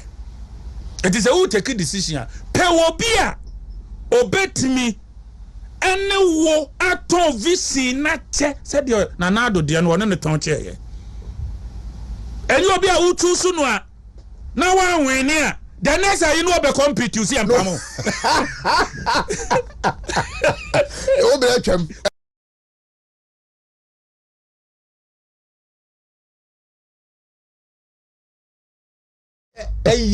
So you can't describe it. Well, look at Hamatan wepa, weather wepa, you doom light. Now they am punching. To be frank, and now no you see if you say more almost somebody say police for more centralized or more communication. Who free way was a yam district, who free was a yam region, who free way as a you can't be senior. Now why? Obia senior, and sometimes when you're able to get in touch with them, the explanation of the mound. We will some corner a church match no as one know was him. So I was on can you do? What is all this? Say o dwe ho a won ti ase. On pa che say ye di wa hye adwuma. Bi say wo hene pa de we say ye no bre mu na aban nso tie ye and I get 15% VAT so and kania boso and kania nsa nyina so a. I mean what is this? Ayo bi adwuma so o ye ma boso nye tuaneka. Light no mudundum ne because we think ye van show ye be akwa aban nti. When you say yeah, station, you say you chief of staff near you Jubilee House. They should find out regional minister near you because you too much. This weather you doom light pa. Mr. Fukai was say if you free to me free na no who the onion no. What kind of life is this? Can you imagine also cry? What dear? Can be cry chair be and I say what doom the cry here, you know. Ebi mo area bi am wo bi mo dem be 3 days old obi an ka hwe nkyira omo obi an ka hwe at least respect whoever now revenue dia no akofa apps no abegina ho na tuafa online tuafa kwa hena nya ma papa bi asa ene kwa de min tua bi fa hoda wo ahwe na osika akokọ loku ba bi na afi de hu ba bi a wo ye usu ntimi ko busa obi a the system that the way they are treating us in the Ukraine or hene ba na me card say da mekam na ifrat na kwhye seed covers no ase and then me kwesi form kan me say card ni bi ni ho and they don't know yes they don't know when say me use prepaid meter na me card ya na maba mo ho no ma so you cannot tell me say ebedi 3 days ebedi 1 week ebedi 1 month and send me card ni bi na say me ko can light ni bom na me so a and you oba be dey their services now no dear Ohiniba is very bad. Very bad. Omudundum nti say there. Exactly. So I'm on nifie nkania ne numbi. David say kania no mudundum there kwa chiro. But na me no kro ni Afcon final na manhwe bi o. What final? David. It was a beautiful game. Na hwe bi. Let me nika kania. Na nifie. Let me nika kania. Na wo nika kania to generator yi. Share with me your experience. I mean, if you na cry na me work kania no. Me Windows man to me. And run on kania no. And cry na me work kania na fan so no man san to me window no. I know what you. So they tells you that na omudum no na fan no so san ka ho na we rely on information so fa and for this from the most ukoko da bed no baby and from kakra you know this thing has to stop. Yes it's I check no by March ni kwansi hu sa de we bia seriously we need to take it more political. Yes. than what we see. Yes, because you say nyuma ni mu nyina yimwache. Yeah. Oba case you are in NDC for more. And any man PP for all. Yeah, very clear. So, Entino, San or electricity company now, no. Intimate Dr. Fee, MPP for the leadership of this government. Omo be bia hu Hey, ade BBC bia. Another thing that 10 be election year and om train and gramophonia MIF. Adintra. So omo to we ye no omo te kama. Omo koko ye ya na yeto toza afi ene wachi. Asem bia na yentam. NDC for paper went no. Adenti na saa time no election be banko ani atwetwe gramophonia MIF e wo krom. Edintra na say all year round who no he. Edu saa time no ko an no mo saa yes ade man. Well ene de so otwema ya fi ane se Samira ba o me ma ya fi no watwe. You know. So ECG on be part of Ashanti region ECG do what you are supposed to do. Sremoada. Sremopa. And bazana ye hu betwitwi mu. Adwuma bia ye opanimu da. Ba bia. Adwuma bia the point is this. Adwuma bia ye opanimu da no. And now one is taking responsibility. And yadia ECG omo running everything from headquarters in Accra. No. Your regional director ewa. So no na SSC holding responsible. It's as simple as ABC. Yeah. Police commander regional police commander our Washington region no bibi enkoso yi e police holding responsible that's a pa entino yan hwe the Ashanti regional police command the Ashanti regional police command Mr. whoever am wo honum penifo am honum enye namfosem entina moti ho. This is an election year and the stakes are very high in Ashanti region. How to know here that any changes and all the leadership of the regional command should cooperate and work as a unit. Make a way because of what I know and what I've heard. Don't attempt to please your cronies or your former bosses. The regional police command.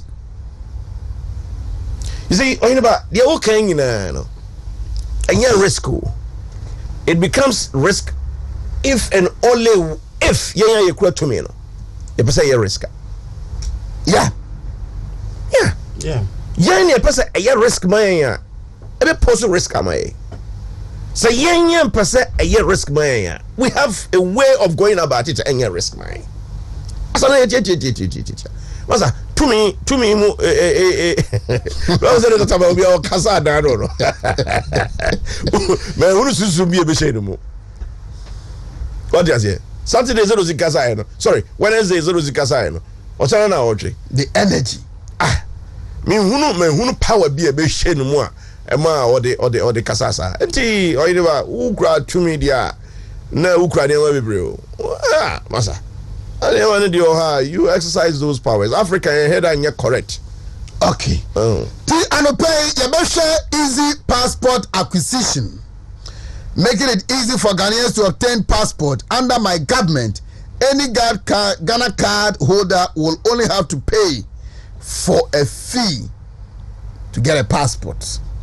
Then port duties and charges. A new policy of aligning the duties and charges at Tema Port to the duties and charges at Lumi ports. Training 1 million youth in ICT. Flat rate on spare parts imports. And then simple, friendly, flat tax regime. E-visa for international visas and other visitors. But Dr. Mahmoud Bamia on digitalization.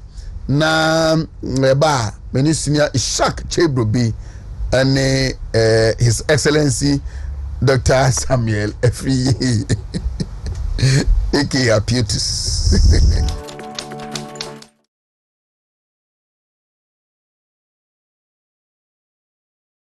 Politics me bear munyande. A politics utie advice. Then advice in so na ye papa. Obu honso wunnim ye honso dwene. Media men penny populist decision. What you say? You don't like a populist decision? Men pe populism men pe. And I will be what politics or no. Ye pia we obi yakọ. Ensem bebre die tire. Yemfa no. Ye ko ensem bebre die tire fadu me pe fa yakọ no de. Nkazo obi yakromfo. Obetima use social media they are popular. Obetima use where they are popular. Obetima use obetima use sofo. Obetima me ahenkom, obetima me ayese. Sit down carefully and look at it. Na hwed there utosin any the vision no a person we no. Obe realign with your vision. Na tusu the responsibility is yours as the candidate. Nobody else. You will take the blame. And you will take all the good things, the bad things, everything will fall on your head. It is a MPP co-opposition. Yanka say Kusibuafu. Yabeka say Dr. Mahmoud Bawumia na the MPP co-opposition. And you will take the blame forever. And forever. It will decision be so critical. And your man come for. And your fanko. Woman no apedianka wonya ene senka Yesu Kristo panko wonya ya ko de merema ene ye na suafo ne duru time aye bu ateno a se de osi chichema wo mo no wetia na nga ni nuanom ne na so amasa obani ye atie kro hu yokofa Paul bai ebe hia mu e ma ono so be ye ni ye. Sometimes we want MPP to sustain power and not sustain only popularity.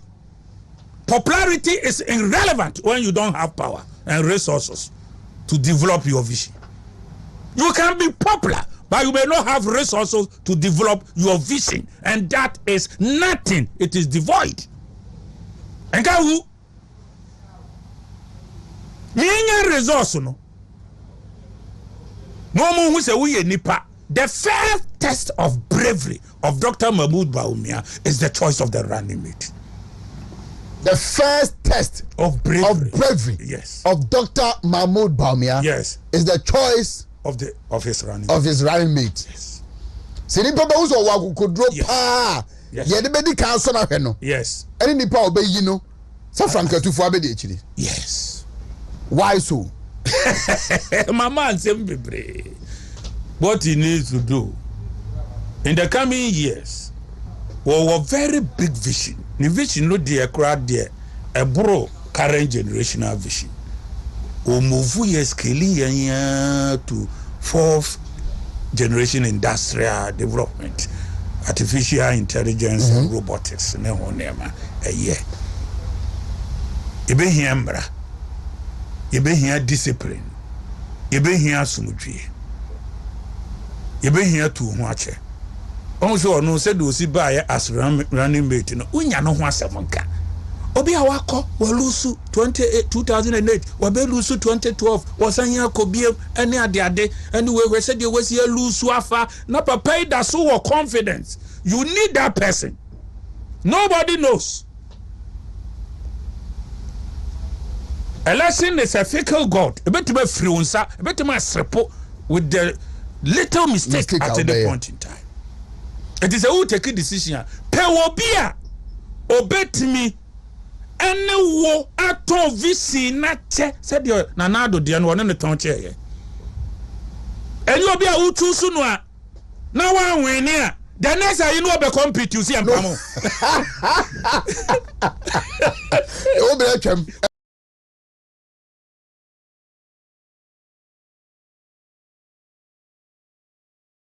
Enti otesi e kan hu nsem bebra wo ma na nya no nwanwa na mre na so ensem be na e kan wo kromfo won kofa obi takune sempo wo ye liar wo ntwe nkontompo bia ni bibia wo base on data and facts enye bosire muka afedi yesi wo yi akufo adoma ayina ma ni yesi wo dwane afiri mete safafa ntonso ka bie wote si wo dwane afiri akufo ado ho hwe ye kan wo bia wo dwane a wo re afafa nto ala ntremati na dwane one unyina MP da in Ghana here. Wontumi 101.3. What did Crawfobia and Omabua one Wabaye cabinet minister for over 15 years? Both NDs, MPP 1 and Akufo and MPP 2. Obia what dear dear pa. Obia what did there? Obia would ding Abbasrun Kobi nimu a small constituency. Naki nimu fear for. O papa neba cultural center. E po aba po nyanya politics akadidi wo soro soro. O ya mention udi age se do papa de so anza na ehu. Na MPP apaja wo. Ni atro in the history book of MPP. There is a paragraph for you, whether good or bad, there is a paragraph for you. What on wudi what on wo hunu nipa wo hunu wiase etu kwan adi allowance adi pay adi sika adi contract ama ebinom ujidi so mbetimi aye adwuma se e da wa se anu ase obi enim. You have all these privileges. Na we free ade no ho adwane. Political gold digger or digger. On why? So be what is so gold digger. It is a man who am from sana. ehia wanu adwane my problem kakra bi nkyerɛ wo de opa fake kyerɛ wo ba bi sɛ ehia eni boso miensa no adwane wo kai drop no entwi na ma tratra pradiem na fabra na hyase na mo makau na mu ni fie na mu ntwa putonsu na mu hyase ni na won taade ya hyase change no na ne nkofo sum sɛ mu koyiyi bi na hwɛ etu otese ya ka ne ho nsɛm bebraa wo ma na nya no nwanwa na mmerɛ na so ensɛm bɛ ne ya ka wo kromfo won kofa obi taku ne sempoa wo ye liar won twa nkontompo bia ni bibia wo base on data and facts enye bosire muka afedi yesi wo yi akufu adoma ayina ma ni yesi wo dwane afire bete safafa ntoso ka bie wote si yesi wo dwane afire akufu ado ho hwe ye ka wo bia wo dwane a wo re afafa nto ala nkyeremati na dwane ani mate already o na dwen onim kama nyini nwie ni afire no kukura wote asie kama nyini nwie ni afire no kukura I see. Yes. Can a man or a man or more payment or empranfo kure no more or do obeware. Onim do obeware no. Tato na be man so obi a onim do obeware. Tumu ambone namu no, mone namu kwa efrem obeto. Isi okrubi okufuru dia. Obeto. Honestly, my mention mu niam bi. This is from the perspective of Osibuafo. Yeah, must study political landscape across the group, and he said you see two way. Oh yeah, president, the vice president, you know, has a cover or deficit. Maybe I would to see. If you are a president, your vice president must cover should fill your deficit. Yes. This is two professional intimate crashing. Ma ba ko me president, ba ko me vice, no matter how popular they are. It never two professionals. No. Of the same category. Two professionals of the same category no. And fit. And crash it. And crash. No matter how popular you are. I just all practice populism. Unless you are practicing populism. This is BDB army ko pay vote. But what meaning adwuma pa? So I crafting a vision. Then one, the obey or running bait, you know. A was a oye nipa ni huniasem, only and come fi bebre, and fa preko ni wechi. So on ne come up. Ugarano kura wado no beto. Na be gadi preko wie na de na wura fie say ye kwa me kwa ware enize ni pa no ho asem David feeling tadia ni ho yeah and this wo banner problems wo kwa patel election wo kwa patel o wie wo so wo be appeal to Ghanaians what you say na do say me pam chel me say mo wo kwa patel ye mfa preko ni achi nko patel obayi obi kura ho fi wo ba bia wo kwa patel no wambo nyasem isi enfanonko enti dia nensanka yem oba petel ache ne conduct oba petel ache enfani ni achi odi do achi a populism populism because dia wo ba ne de enam se o chere ansan no wayi nu ntino oba tem na wo ton no eso no so take another area no the campaign no fa baby ukwa na ukwa A and B nyasa fe no no baba na media ebeti no di na si radio so ahoro no na hwan na be defend orani mate amawo hwan na be defend so the vice president Dr. Mahmoud Bawumia choice by Nana Addo Dankwa Akufo-Addo was a perfect match. I see. Was a perfect match. Jerry John Rawlings choosing J.E. Mills was a perfect match. Even John Dramani Mahama decided to choose Emi Sata. Emi Sata. Yes, also to match. One said the assembly city. And Womutusu, including Limine, the Graf Johnson. Who call other countries here, baby womb. Until now, football 4 and 5, you will sweeper, and you will wait, and you will wait near the door. Until Van Dyke, Nini Nipano Wabon, where you way. Young compare one woman in Abe at the same time, and young compare one woman in Abe Tiari at the same time. Yabesho. Eti ba ko huri no na ba ko tetase ho se to form wa clear fuel. Wontumi 101.3. Ana se ohwe no ohuri na betra no a o free keeper na ba so o mechi no. Eti anu so se wunya. And I say the nature of the election no ayeko. Parliament, there are several uncertainties in Parliament. New faces are coming and the rest. From Kuzibu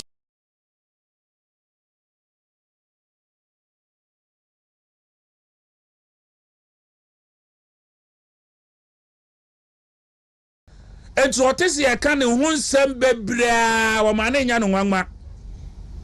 Nembre naso. And sembe and yeka, walk rumfo, one cofa will be taken simple. Why a liar? Won't you and contumpo bia? Ni bia will base on data and facts. And your boss remuka. I've had yes, where ye a kufu adoma, a inama, yes, who would Daniel Fribete Safa Fantosu Kabiote. Says who Daniel Frecufuado. O share ye can be a web Dania. What do you have a phantom? Alantra Martine Dani. One. Unyina MP da. In Ghana here. Wontumi 101.3. What did Crophobia T and Omabua one Wabaye cabinet minister for over 15 years? Both NDs MPP 1 and Akufo and MPP 2. Obi a wadi adododie pa. Obi a wadi de. Obi a wudi abasronko obi animu a small constituency na ke animu fie for. O papa na ba cultural center. E po aba pum nyanya politics akadidi wo sorosoro. O ya mention udi agese do papa de soso anza na ehu. Na MPP apaja wo. Ni actual in the history book of MPP. There is a paragraph for you, whether good or bad. There is a paragraph for you. What on wudi, what on who nipa, what who we say at to coin, at the allowance, at the pay, at the sika, at the contract, yama, a binom. Would you do some better me a year, Juma? See a dawa, see a and was your be name. You have all these privileges. Now we're free, a dear no who eggan.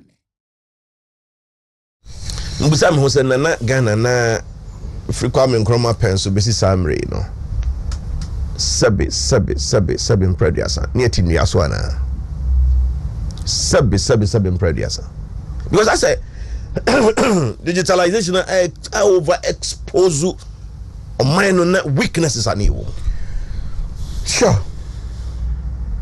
yanenti say obi be changing identity there. It's the simplest thing anybody can do. But we had DVLA. Now the kwekwe free. Ebi a picture no cry once sano. Odu passport officer no ayi kwame free. Chese babia odu bank away doctor Samuel free. Chese di obia babio Bibio be present among Bia as I say, now, sir, digitization and a digitalization project. And I do Danko Kufuado. They share Dr. Mahmoud Baomi and Sani a Juma. Or no, so where moon the boss anymore see a Wayeno. Gana be calling him. I made ye. Ye kasa nyina no ade a mehwehwe ne se ye bekwa kwakoto aba December 7 se date na ansesa na His Excellency Dr. Mahmoud Bawumia awene aba no if you said ye hunu no yenketwa yeah the hunu no yenketwa and the digitalization agenda no e bibia waka ho asem bia no and link it with the Ghanaian economy. It does say ebema iska. It does say kwanya first way di adwuma no ebeboa ye dada sitem mama na yeye. Yeah. Ana say ebeboa ama edwadie enso so ayeye na afei yemfa ye ho enkonkonkoto amanie mu ne wohaw mu ne atete mu all the time. So betimi atena ofie na wa bowra wo bank akoko yiska free wo bank abra wuti ofie 1-2 ka ana se eba beto ofo no so wia wa betimi dia ide opeso ye bia so they come out about school say what they to electricity meter say what they pay our tax say what they area passport fees and now say DVLA fees bina what they area anybody say me digital DVLA ayi e wo me phone so yeah oh me phone so we quite assessment here BBA no they can just send it to you straight away with me printing out their tarot card and him asem life is easy so yanenti sa abranche Dr. Mamudu Bawomi ane de na o channel na otwe some no di go as honi nyina emodo na muma dia papa kofo kan de na emodo former president J Kufuor adansi dia odi no Dr. Mamudu Bawomi ho ene ne qualities eno na effective summary to become president no. He's the man of the moment. Just that wayi John Muhammad free completely. Now President Kufuor no so no opposition na ndisi for no gra umutie no. Umutie de pa. Yeah. And a Ghana for so tie de pa. So what's it the kind? Yeah, president ebedi anim, and he told Ghanaians, what's it? I'm a party man, but I'm not talking about politics here. Yeah. Now, Ghana, some and America, mean party politics. Qualities me and son, and no can say.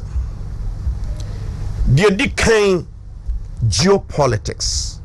Say any panel, what she said here, we are saying, my mind, acquire a first one. Ya man yosem ye no said ye enhyehyaya ye dibu man said ye see call any sa ne man nyina. This is geopolitics. Number 2, or what the temperament. J Kufuor is an angel. Say any pano papa mo boni mo adia esese enipa ebufuo na ojusa nsuonwu no enye se wote ne ho asem bia obi aka enye ne de na watwe microphone ase nanim o twampoa na wo tutuma ni pakro na wo puma kutia no David. He has got the right temperament for the job. And J Kufuor Sanka is technology. Somebody who understands the nuances and acquire a faswa. You be timid abefo a quanso I dituma. Amana ye. 3 key qualities. And was a science some means so we are wakano. Obia ni wa fete ɛwɔ man mu seseyɛ ɛkyɛn Dr. Mahmoud Bawumia. So na wakyerɛ saa nneɛma wei sɛ a ɛmmra hɔ yɛ vice president. You know, you see, I keep saying this. Say, 7 years in digitalizing the Ghanaian economy. If he were to be the president, and total. Yeah, because it is what school mu or trying a doctoral thesis or Troye. The Oba Bank of Ghana or Shasia Kakra with Dr. Paul Aqua E-Switch. Ebaye. Obedi Vice President. Ne boss. Formalization of the Ghanaian economy. Or the Eshenensa. And you want to control budget allocations. Nenso so the corner sure we be odia ye dwuma na mana kwakwakodro. See the man Shannon say ya ade no blueprint the eda ho. Enya fe no baba dwene say yemfa. No. Na winning na ye kan video asida kase na do observe na na do dan kwakufu ado na ye de ma no. Ne kase na meka. Say unya ne mujidie na oma ne ye number 1 ne running mate 2008, number 2 oma ne ye ne running mate 2012, number 3 oma ne ye the running mate 2016, number 4 oma ne ye the running mate 2020. Eyaseda eni kabia yanunti say the end easy for after the speech no cry no omo na omo pese omo kire say omo do na Akufo-Addo na yese ono adoda Akufo-Addo ado show boy ono no esamu ya mo kike ono before the speech no baba no nim zama mo beka nyina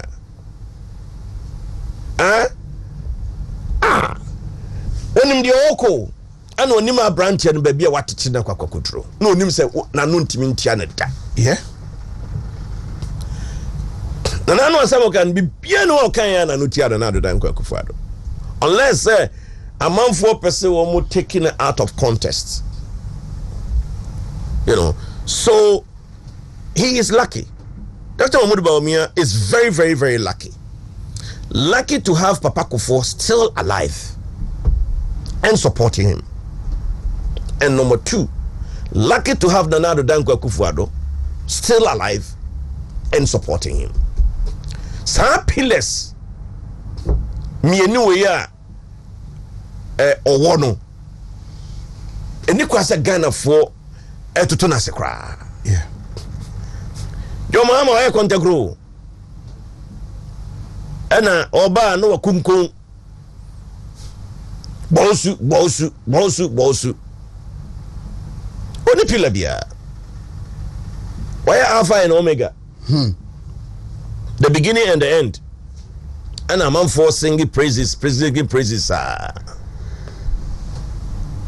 na media me say 2024 elections no election 2024 no Okwedi ampo wobema na ye boko am a new patriotic party. That's how I see it. If we say 32 or 34 initiatives are Dr. Mahmoud Bawumia ediaba anase initiatives are and nema Nana Dankwa Akufo-Addo edishe nsa oyeye no adenti ana John Dramani Mahama sana Professor Mills ewo ne mujidia anko amane kwa amana yenye sa ne mani nyina bi anase seka na yewra John Dramani Mahama owo nimdie suahunu bi okobo Professor Mills amania anka obema na timi aye no wotime dia gidi nti say Dr. Mahmoud Bawumia wo dia gidi zip line ne ni ho ni yente ho asam da as communicators no cry no Dr. We have to follow the all can ne ehon nkomo ansa na yen so ya ere ya kenkan ya timi dia kasa last time me can ha me medical doctors bikra na omo raise certain red flags on zipline medical drone delivery. Yeah. Say he has proven everybody wrong. Say foresight and now for zipline medical, loan, delivery. No, he has proven everybody wrong. Na mentality be a Hanabisi only end this before SRDB medical drone delivery. Dr. Omudubawumia, who are very careful na or custom now what you say asabno obatutu na say what they be ye what they be diagra when nimra won no deliver de no et say bouncing baby ya wona to one ho so me kind of landmark initiatives a solve problem kese pa apart from zipliner me call what friend is saying digitalization of the premix fuel na eco elections na premix fuel ebeye ohaw pa ye ka premix fuel ye ka anyinam of friend is saying fangwa yenuanom a ferifo ede egu wo mo boat ne wo mo kanu mu ede ko epo and then the premix fuel no na ehonsem tambia ye ko elections na asem aba Professor Mills ne President Kufuor na Professor Mills too many President Kufuor say ono haba mu ni ono nkopo enti onti epofo ehawase and all of that we die enye die o haba mu die o srem epono ono die onye closer to epono kra ono na be deliver solution ewo ho about 300 fishing land sites woman my Ghana nyina no ya di machines akokosisi ho ya register obia canoe and a fishing boat ya money code I did number at the tara ho ya linking it to the Ghana card ya issue card amano na say wuni ka wodi bi ko fuel money woni ka ko to fuel money wodi ko gudie bem e bi odi kusi onya ka ro egu can you imagine na afei ayi corruption katasese ne proya na ekoso ewo ho party big guys MMDCs opinion leaders I'm call it the shot I take it over. I'm the ordinary person or kopo no kwako yi pata no ababe ho no waton ti nya bia edi no na wono onyabi and this how share enema why no as vice president for the past 7 years now me who say yeah the president shedding someone enema obeyen and that is the currency when you are dear nipa bebre ehwe agitum say vision proposals na odi agu hori nyina no obetu ya mana broso yeah now also want digitalize tax revenue lines ni nyina we adwuma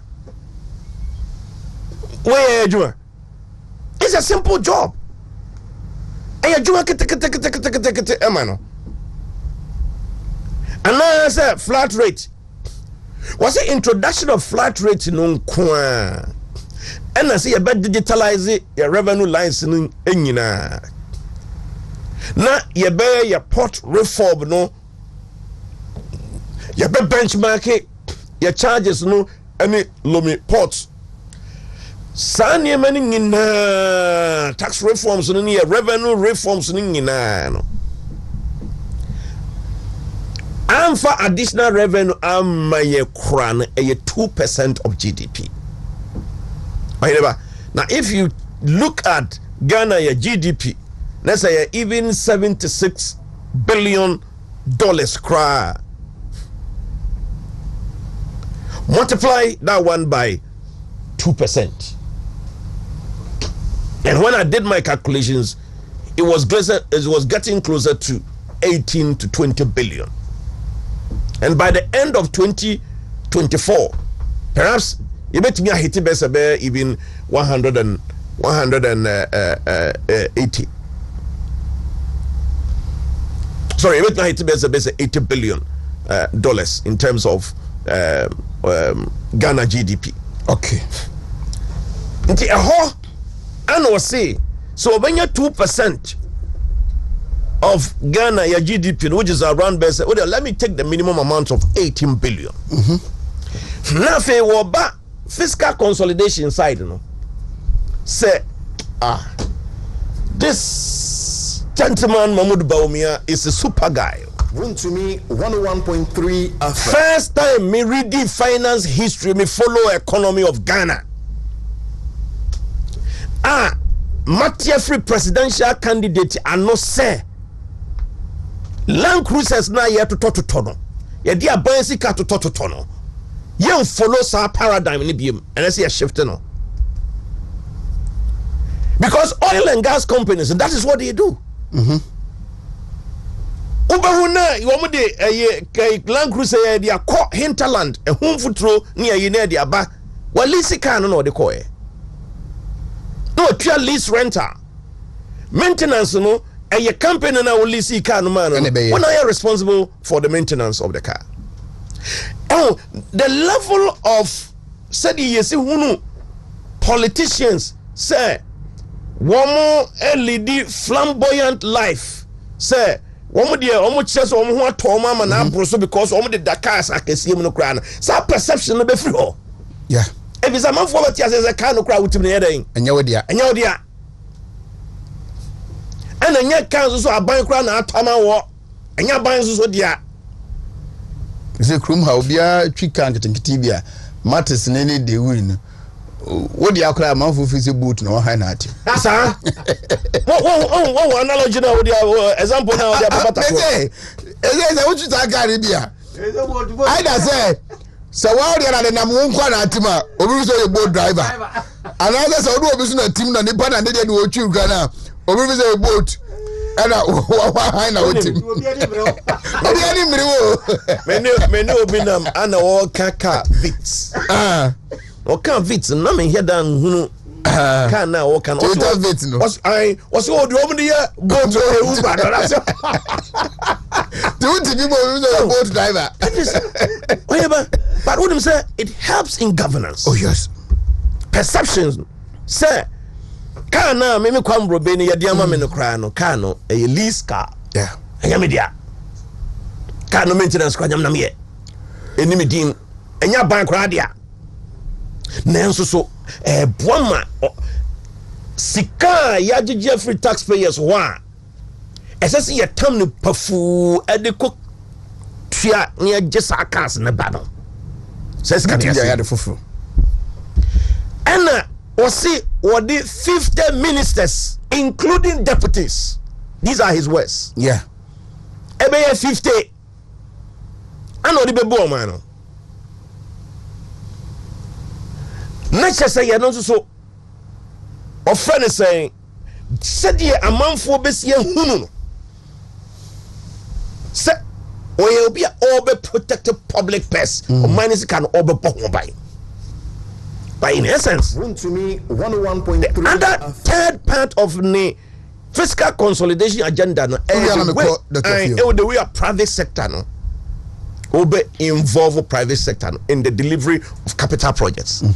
Eastern Corridor Road see roads and hospitals. Papa Kufuor Professor Mensi Cho Muhammad de Jibril Kanazoid and say ho no de koye yeah o de koje Ford no na ye ho a na na dan kwakufu adon susu aye bi again na stop we pass ye betimi akopa private person bi say ba be yi of friend saying Eastern Corridor Road no from Greater Accra through Eastern region to Volta region to Northern region to Northeast and si Bolga and then maybe what they be see what now they account at specific points biya no na tool boat airing ewo enipa no watika wia o my Ghana any idea yeah and either say a build, operate and transfer, which I think that should be the case, and now public-private partnership PPP na ama yesika ye fi ekugu sani ma we say no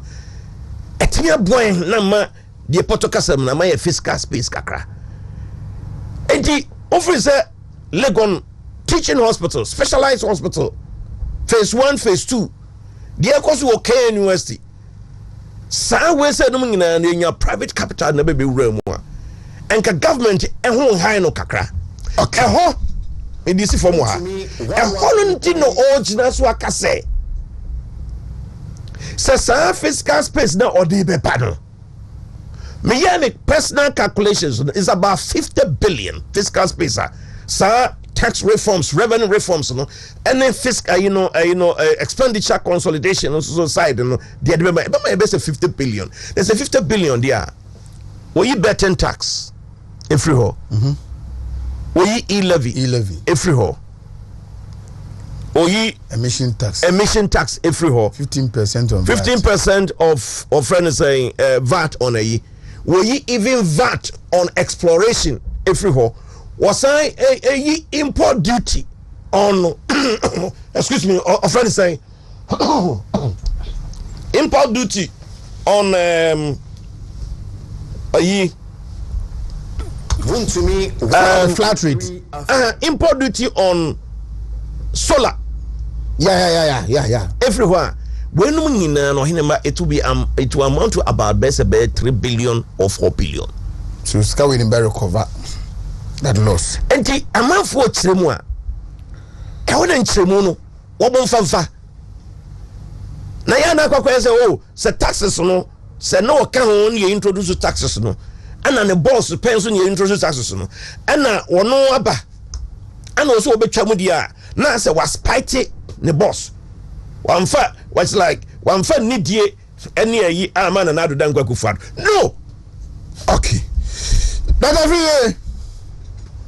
Over some person oh yes oh me tell catch pa me chane pa apietus sound engineer chao pa na no musabe can you bet me ya any ba umi asem na mbeka kan ba mu asem e me de pa sound common e me de pa ai ba me mamen kan de me be kan fa said statement Kofi Bento or say every man deserves a fair hearing. Yeah. Every man deserves a fair hearing. We gave President Mahama a chance to be a president. The least we can do is to give what Dr. Bawumia a fair and objective hearing. And President Kufuor enim Ghana dachi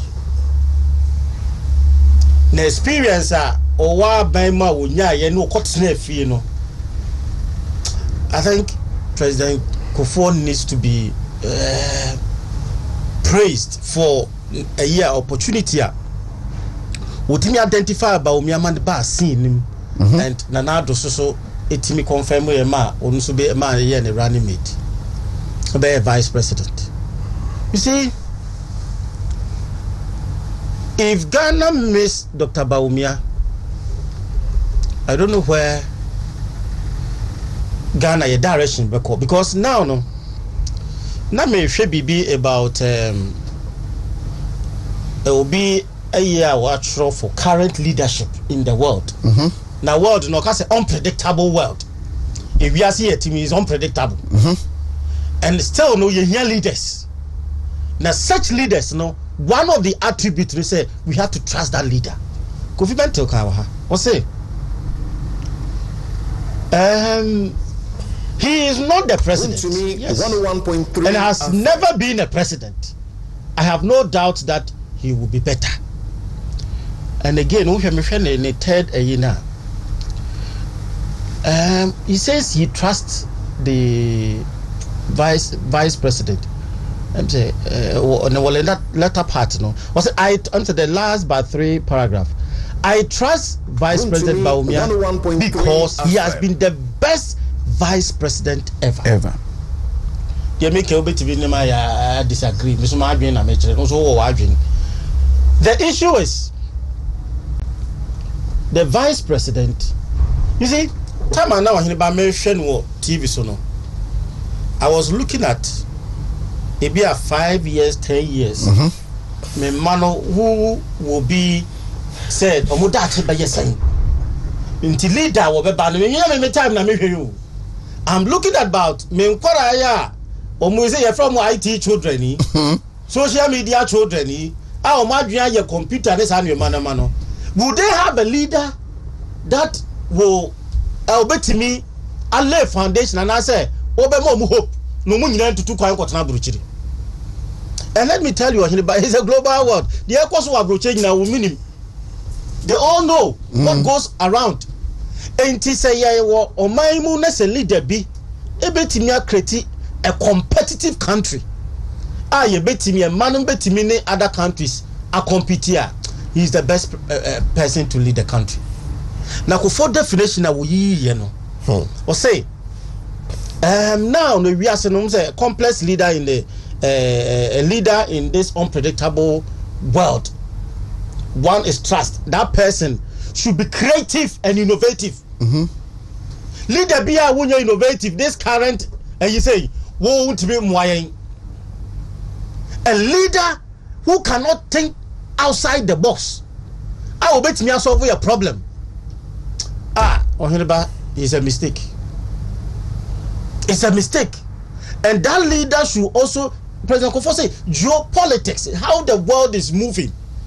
There's a wutu kwai now the we are say other countries in move with technology and where their youth kwa.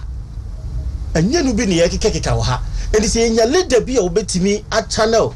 You see, the first statement about me making you know say the mindset of a Ghanaian. And that is a major issue. Yeah. I think Bawumia is changing that. It's a curriculum. Yes. Why anybody are doing it?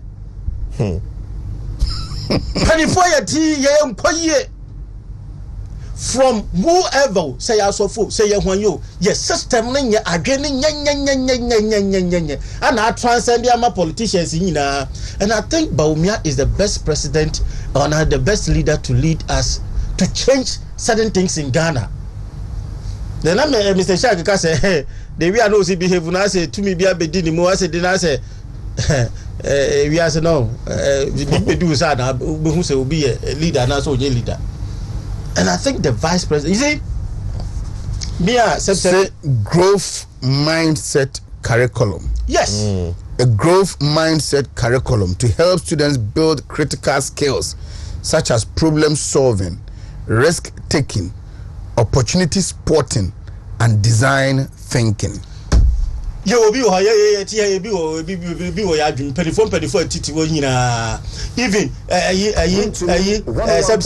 yanana 24 metim sorry nana no pay me chiao na o share time yanana mo sacrifice ya sebi enemre ma if we be betimi ayeni. You take those risks. Sacrifice enquire de wonye. It's that mindset during that time and this time no difference abem. Yeah.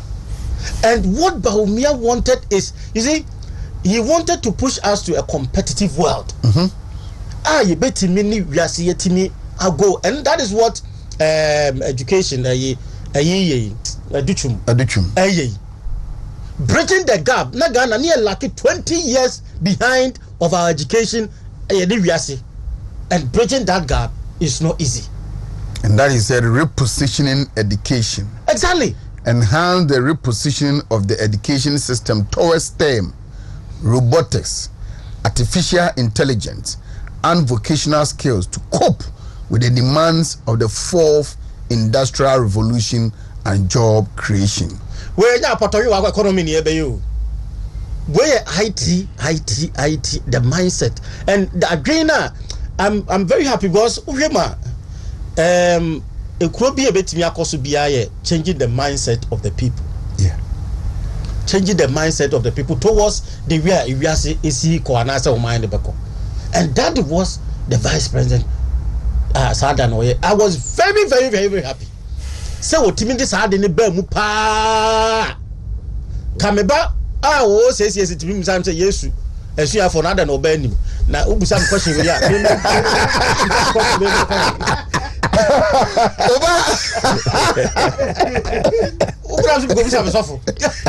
Critical thinking. Say yes or see for I don't know benim. Obano was say 6 years or so. Oyoba. Can you imagine? Make you want to and then yes or see for the benim. Interesting. Because I'm suffering. I'm suffering too much. You see, when you look at the level of yes, I can think critically. Yes, they are very, very and he said, "You're leader. Obey me, push those." Because as I say now, the education system is an internal. Any the way we are so now when they pick you up, when they pick you up, everything, the way they do things, So we need a leader that will capture these people for the next future generation. The destiny of this country. Yeah, the money about tasking. Not this time, but and they say a university for Nipasa because of what? Free SHS here buying. And no, Michelle will be a colleague in KIUS. They have even picked more than 10,000 or 12,000 freshers. Look at this. Wow. So now people are going to school. People want to seek knowledge. So the knowledge-based economy and the and yes, I be economy. The level is different now. And Sewunya obia when you exposure obia wa drink just be as be we before and am pese be your mind be ko anymore you might think say e was say you maybe wo high the diagram no selfish interest or selfish greediness and e betimi amoye if not you see say what that man represent Baumia represent seriously it is the Ishaka kind no the way I saw him that day no was a different Baumia. And he was talking as if say, "Oh no, I never say be a president class and can no." But he is want to convince and tell us who, when it comes, what is going to innovative and creativity, IT, geopolitics, and ubetimi have a diverse diversity. Ubetimi bring Obia on board. That is the kind of leaders that we need them. And yes, sir, and your ability to adapt your leadership. SSR, you see, Baumia will not be coming on for new taxation, but he's pursuing tax efficiency.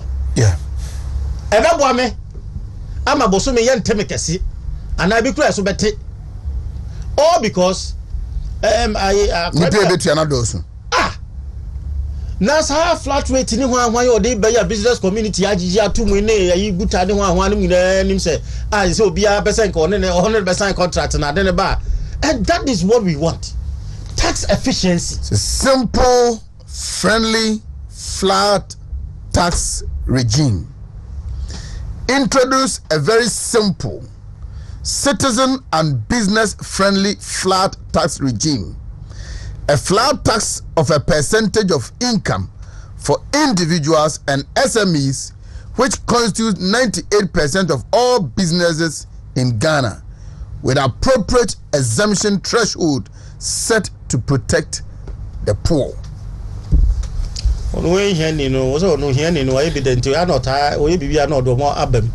that is how a leader should be innovative, should be creative to solve our problems. Now, sad taxes are easy. And Crawford can once a mark me. You say me now for be flat rate anyway. Nanya some yanka. no obi timi free GR ko tro obi shop say what tax e kuro bem eye Sudan na say Siberia na say e fa na ye sa de obi order Kusomo kaya o he ba Kusomo kaya Afghanistan kwa obo yesa Afghanistan omo jeje tax obi ko tran office ko je o he ne ma Afghanistan na onu adia no e cruise power. What kind of system are we running? Very that Rambo style. That is na very to shop nim. So on follow tax yi ya tutum. Very cruise and yama no expiring date e be so da bay say e be perishable say be head dey e no anse atutum. Very crude approach pa. No o hiri ba we nim kura mo ye bi sa mo bu. Mi nim kura ji say ya hai nim krofo bi be ya na sebi me know ya adwin this time everything should be political. Wa wo be yes ane hwan ne ye no ne bia no parking ne di wa bi fufura be they should approach things in a political way this time. Good. And yes sir. What ba be yes tax Rambo ne ja chance style no they should stop it and make things flow. And then the I said dictatorize tax auditor. Where is it, Mame? And also, I don't know how well Marsha the mining sector from Wednesday, you know, ABC there. Unim enkoma woni yeti yenyina. Business sector no etie. Me na me expect it. Yes, I may expect to say me who in the script no Derby. But that is where na me expect to say sabi imprediasa.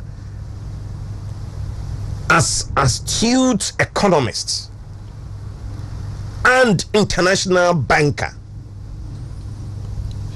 and responsible politician obia sikasam onimu na wonim sikakrabia eho enhyehyeye ene nanamontuo na osaye amanyonia na manyono eho ete no na otre o manyimu aye deputy governor na wabeye vice president no da ho ti o manyimu die esese wo hu no.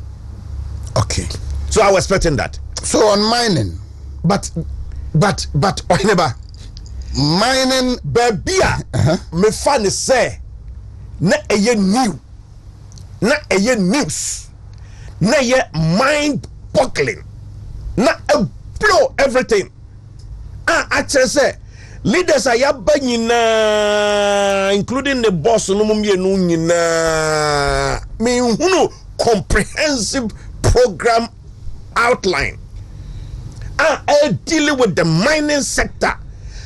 Killing some mining how near Benedier is animating no for good than the proposal Mahmoud Baumia Diaba. Okay, eti Boshaba show Dr. Baumia proposal on mining sector no media amount making kind. So mining licensing. So license all miners doing responsible mining. And then digitalize land titling and transfer. Digitalization of land titling and transfer. And then the next one is community mining schemes. Collaborate with the large mining companies.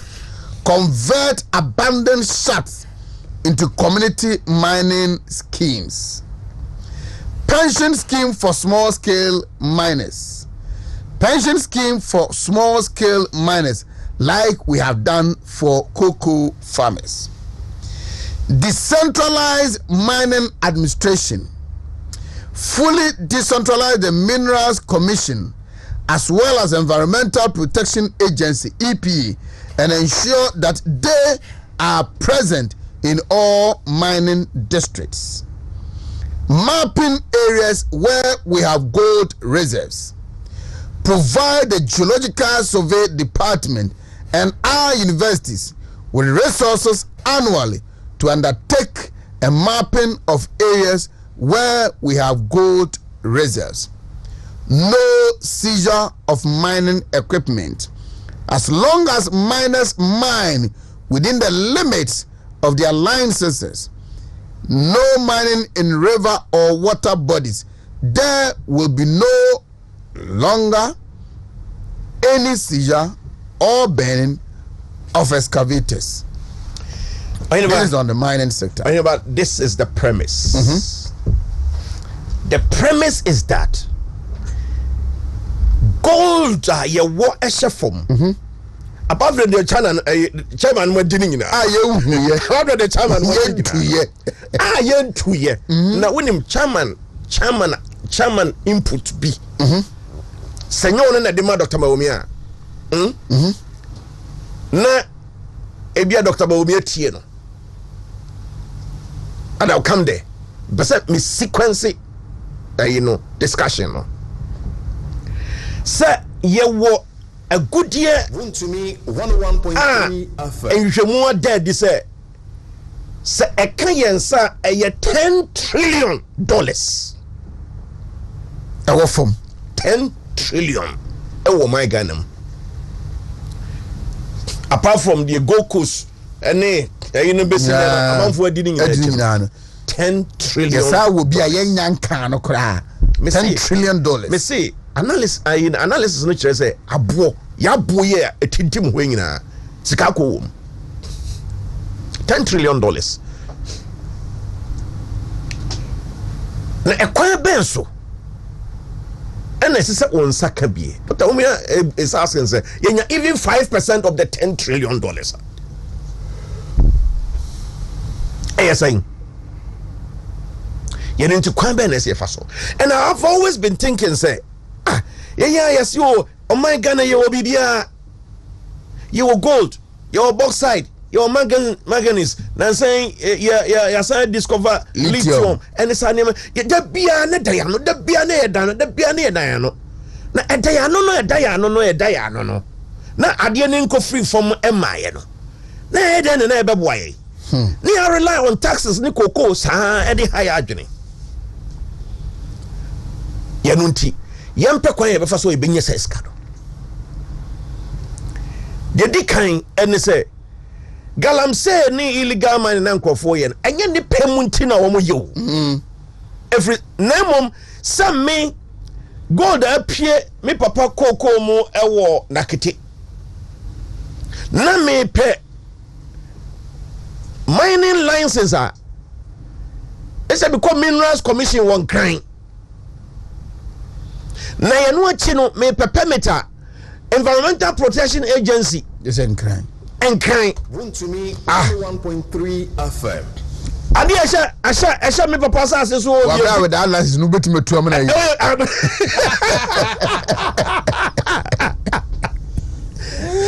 What you say? O go fa ka ko di traffic mu say sa was akon kan.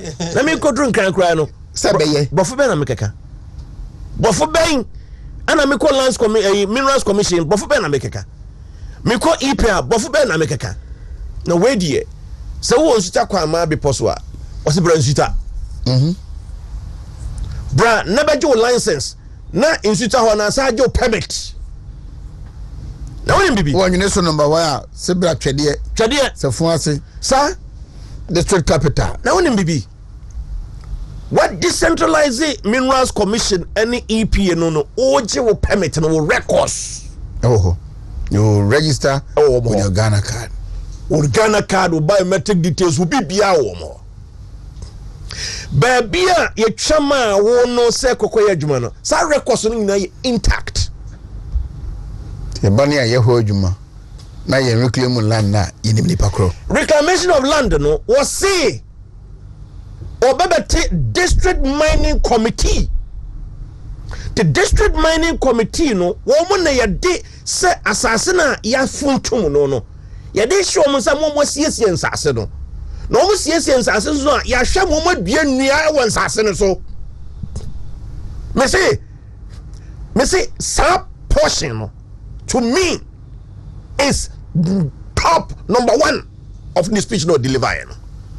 And what the land reclamation ne planting no said the District Mining Committee what the show monsa anananom wom committee no dey show monsa ebiem community mining obe promote small scale mining the same thing na baby a mining companies na adidia free so no still shaft no ayum gold no biom sa gold na ewo mu no ye de sa baby a Newmont ne Anglo Gold Ashanti no mo ne other big mining companies no baby a omo atu awia omo kɔ no sika de biom yamfa yenye no community mining site ne yamfa mabunu no ne amamfo no ya register no no mo nsusu nkodidi ho omo didi we are still dey asase no our district mining committee no mom no and na be share reclamation of land no na yes and we say the Minerals Development Bank Chama Wontumi is the first person issues ne buy no propose the on the no say mining bank or can say onuka gold bank yeah all right and Dr. Omudimawia efrese as Minerals Bank so that it will cater for bauxite, manganese, lithium, gold and this animal. Hey ohineba na me feel the pass me yes adwuma we na me wakwanya se mekwa Bowra bank wonu mom ebetimi asomase amama dimi dwuma and ohineba me go give me license because I don't think say omo ye illegal no ubetimi enter ho say okwa pay or friend is saying who pay credit every Minerals Bank ho no I don't think so say okwa pay credit every Minerals Bank ho so anti proposal no so far as I am concerned is very comprehensive. TVET, technical vocational education and training no Obamia introduce the issue of mining okay TVET education no this is how you put it. Introduce vocational and skills training on sustainable mining for small miners in the curriculum of TVET institutions. Just say, me say, so comprehensive. Okuno Trinity. Okuno esieno. So just here. And I will say, we are going to then set up state-of-the-art common user gold processing units in mining district in collaboration with the private sector. Yeah. Do you know, sir, one of the things that I'm missing over the years, but sometimes, I think that Kwame Nkrumah had a big brain and all of that, but and even if I'm missing here for a very long time. Yeah. Let me say a gold in your processing, oh baby. And he also say you be processing gold no ni minerals no you processing in answer so ewa and then eba and yes say you creating a raw no ko add value processing no so Ghana form bunu ebe kwakwaye enya adwuma was so be abolish VAT on exploration. That is currently there is VAT on on exploration obey yefrio. So now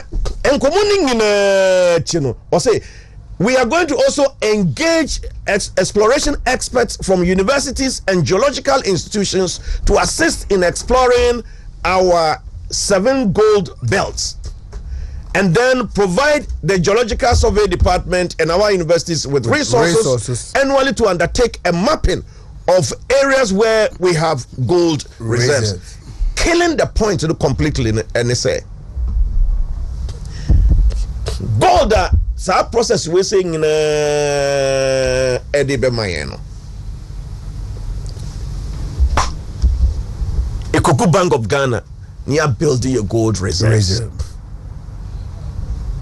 And now compare US gold reserve no compare I think Germany no compare other countries no the total Ghana dia no hono me hwe TV ni say anam damati edimati komum ama TV no because ye krona is say improvement about 22 tons abra 2021 we introduce wa yiwe na 8 8 tons just you do 22 you need 100 cra it been running into 4,000 3,000 plus and so near free Gold Coast anybody me say speech on the economy, on tax reforms, on fiscal consolidation, youth, job creation, education, and this animal. Brilliant, fantastic ideas, but on mining, they are groundbreaking, dear, comprehensive. When you be free mu a mining sector. Now, don't forget, mining communities we lost election 2020. Yeah, big time pa. I think we lost every single polling station in a mining community except Tupe. I think Takwa ne baby. Now, what this is also seeking to address is very obvious. So about best 1.4 million mining communities lives are directly affected by mining. He has captured them. He has captured them completely. Good. Let us say, Manager Dr. Kingsley Kwame Ajuman, a Walker South Constituency parliamentary candidate, and then the registrar of scholarship secretariat, and I feel Dr. Fred Che Asamwa, also a parliamentary candidate, our offensive North, or no, and a director general, our TVET commission. Dr. Free, you will touch on the mining, na me call it na bansana ya check it out of the studio.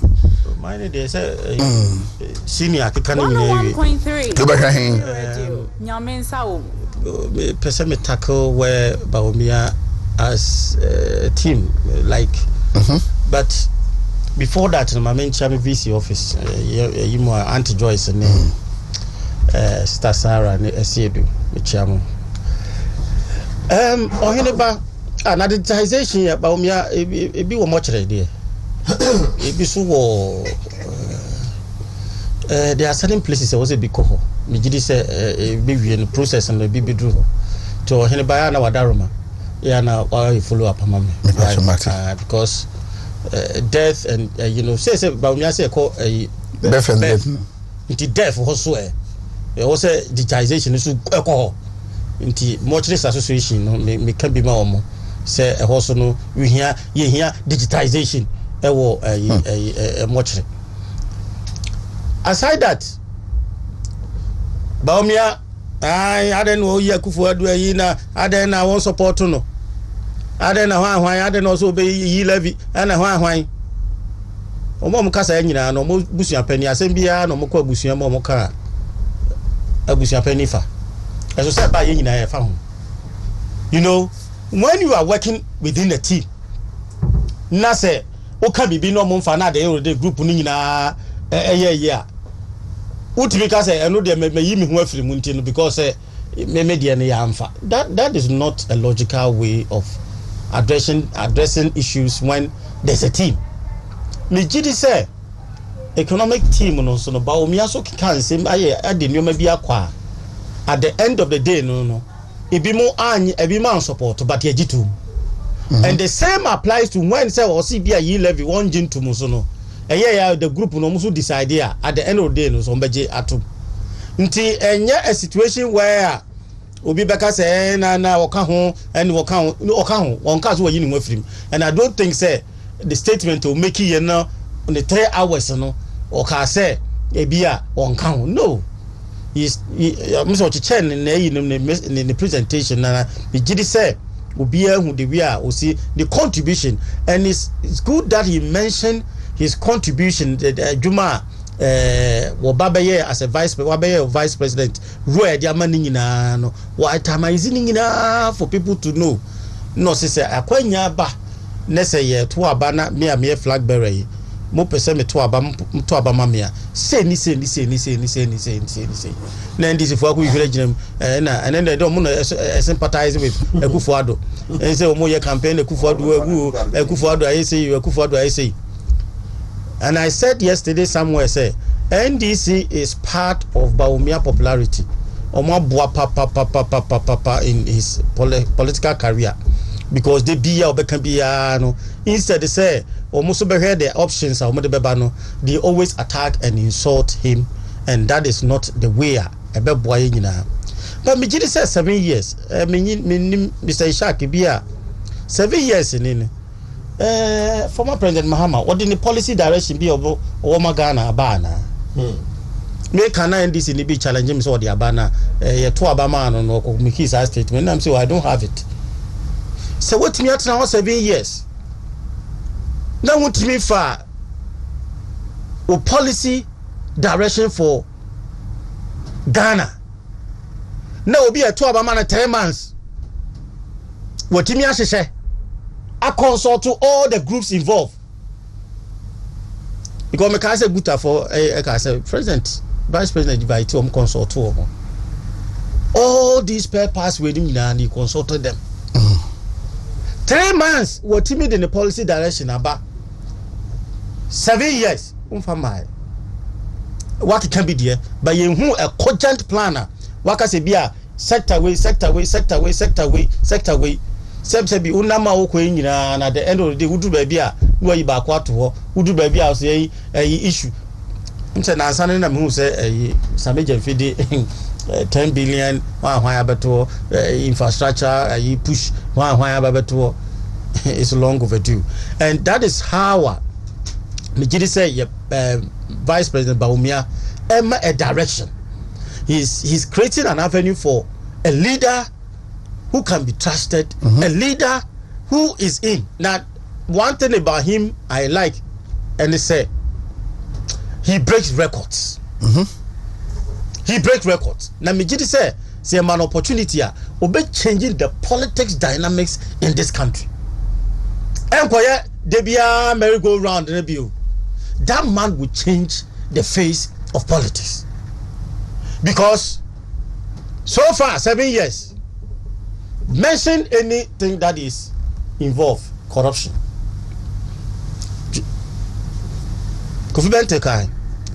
Identify anything. So a corrupter, and that is how we see the Vice President Bawumia for that.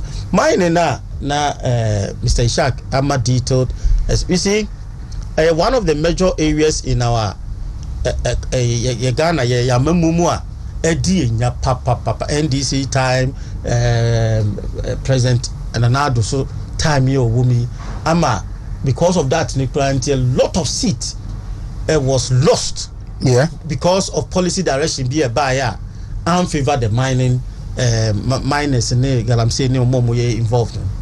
And that is a serious thing. Na me jedi say mine no de e was year 2 ye dia inte was year 2. Now was year 2 ne ye den hyehyeye eto akwam. Was President Kufuor started this mining training or the amount for call China kusua small scale miners ni we sanyo mano. And no boy papa. You see young for bebra involved. Did you ever say a crow that's a good or the government should assist my ready so betu with machines and other things. We are now about what we every supporter who will not their mom because area I go near Omodia and you also more too. I was a year to near benefit out of it. And the government should come in and assist community mine anyone now, lastly, the MPP should support Bawumia to win. MPP should support Bawumia to win. Let us say, take Christ phobia and free. They should repent. The kingdom of God is at hand. Yes. Me say antichrist phobia and repent. The kingdom of God is at hand. Maybe 0508 060685. Yanko, hello, good morning. Good morning, Imba. Yes, boss. Meet you. I'm here there. I'm here, Shami. I mean, first we travel for man. Okay. I give it a me born about it. Every January no buy group V almost sample rumors on that one. O ba ko and ko na pay we baby of my party. Boy GP about it.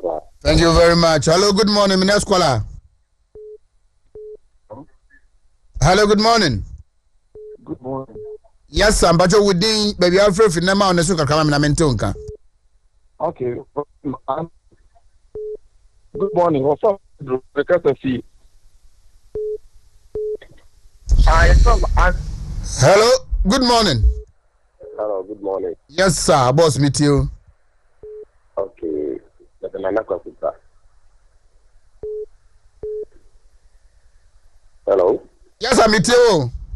Okay. The program I'm present back. Oh, also meet you. Okay. The next week is here. How Ghana. I'm all day. It is a pass about me. 101.3 Thank you very much. So hello, good morning. Good morning, sir. Yes, boss. Meet you. Okay, mention you didn't be Bernardo in surface. Okay. See, the person is not some back. Now, someone in this say, before a country can be fully digitized, you need some foundations. Now, foundations need to be stressed. You see foundations maybe, and only digital addressing system, and only unique identification of citizens. Why is he? Now, he's coming to build on these foundations. Not the minor, I'm a minor.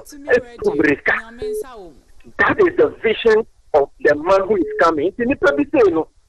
Who can see him born to the uncle Pinesian tree. Near Phobia. Or no buyer. Or the catcher and said, or Yama 16. Not when you're 2 billion or fine free etiquette. Yes, some of them know only Munana. Umasiman, so many. I have me a boy who more than my one disappointed doctor. Moon shed gains or be a bread pattern in the north. And then you need to convince a north now from NDC to NPP. I feel like what the mission is doing. To that for pain and Kamukati, you didn't apply that party. That's it. Thank you very much. Hello, good morning. Yes, sir. I'm a dinner that for us. I don't need in Cocoa Jimmy. I am no question. Moment is Ghana in any doctor Baumia so. I know her nature more. I papa chichi mix like Ghana for. I saw Ghana a Mobuni na I saw ya from so. It's me a catch Ghana for me and say Ghana for you now, Dr. Baumia. Dr. Baumia now much on to make Muhammad I Ghana need. Then yet first Dr. Baumia. And can you think John Domain or Ghana needs because first Dr. Baumia Dauma, John Mahama or Ghana cat. John Mahama or digital address. We know Dr. Baumia Sanujuma. The best Ghana Punya, Ghana Punya, and Ministra, Yantuaba. Thank you very much. Hello, good morning.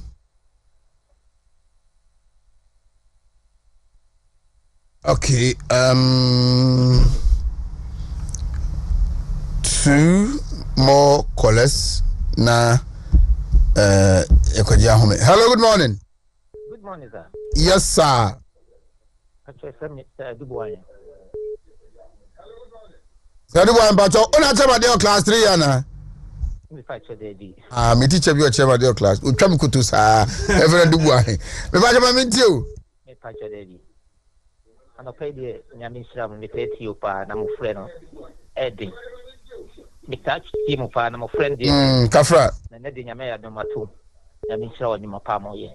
Na de me kanyina se Ghana fo nyame o chirae. Se yenya obi ti se Dr. Baumia. Man, me try to join home in some work to be frank. Nyame chira na ye fun a wo ba no so. Nyame o chira no.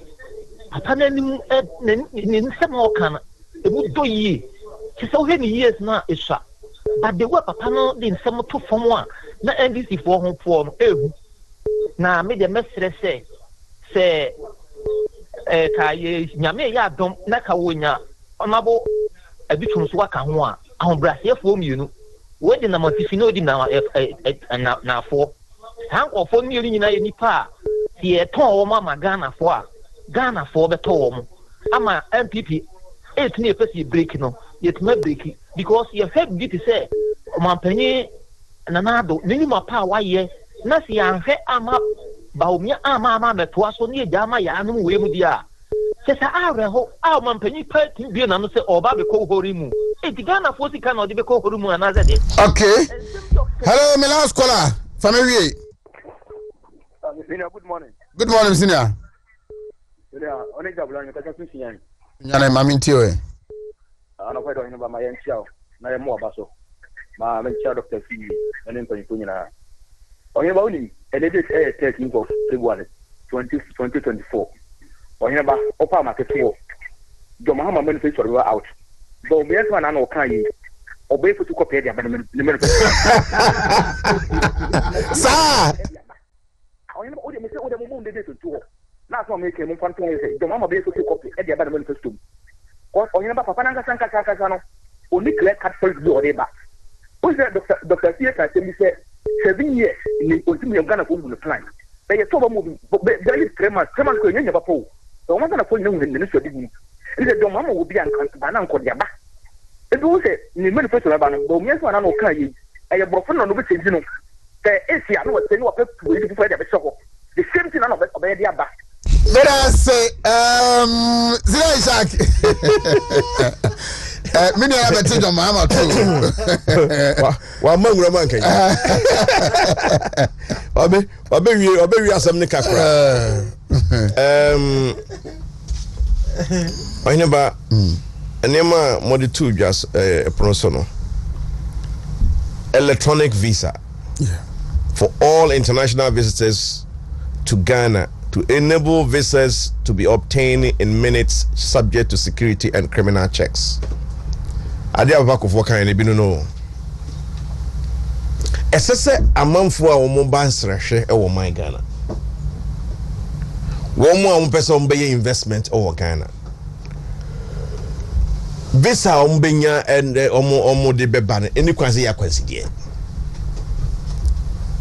Now, what do you share? We know what they build on your tourism sector, Ankasa. Yeah.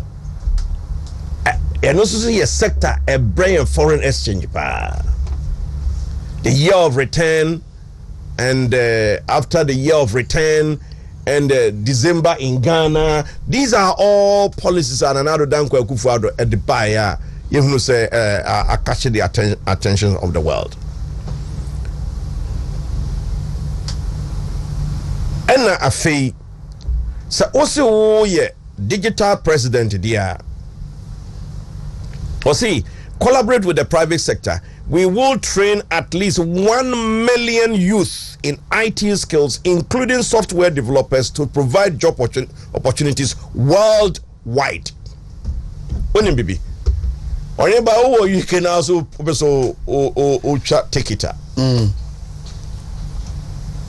Na warenge, for example, British Airways. When we be in India nekasa. Airline bookings and reservations and everything. We outsource. And the call now will place, and the call goes to India. Read it. I'll read it again. Or say, collaborate with the private sector. We will train at least 1 million youth. At least. Is a socrano. As I said, Mabunu Makum. I'm saying, or pay back. As I say, a moment.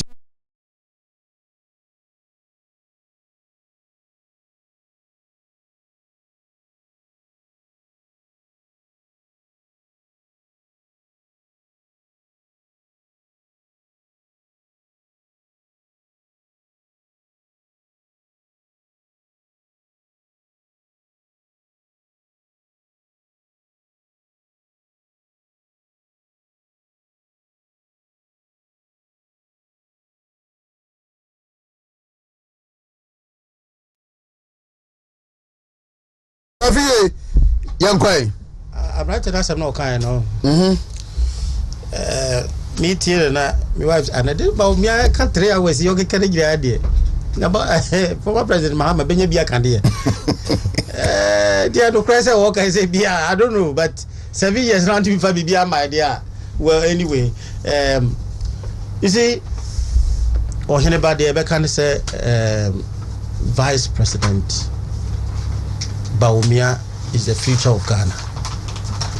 Na yenina yemone chido sebeya ma obi me kasa che party for sebe bi wo ha na adwen say na just look at say na mo them look at the euphoria, look at how they welcome him inti sebe enkoye wo ho say Judas ana wo you obi a wo de eche say ankwa ama wo a emu sa system I mean and this thing, if you don't help the man to succeed, party no interest and a stake, not the president, Vice President Maumia.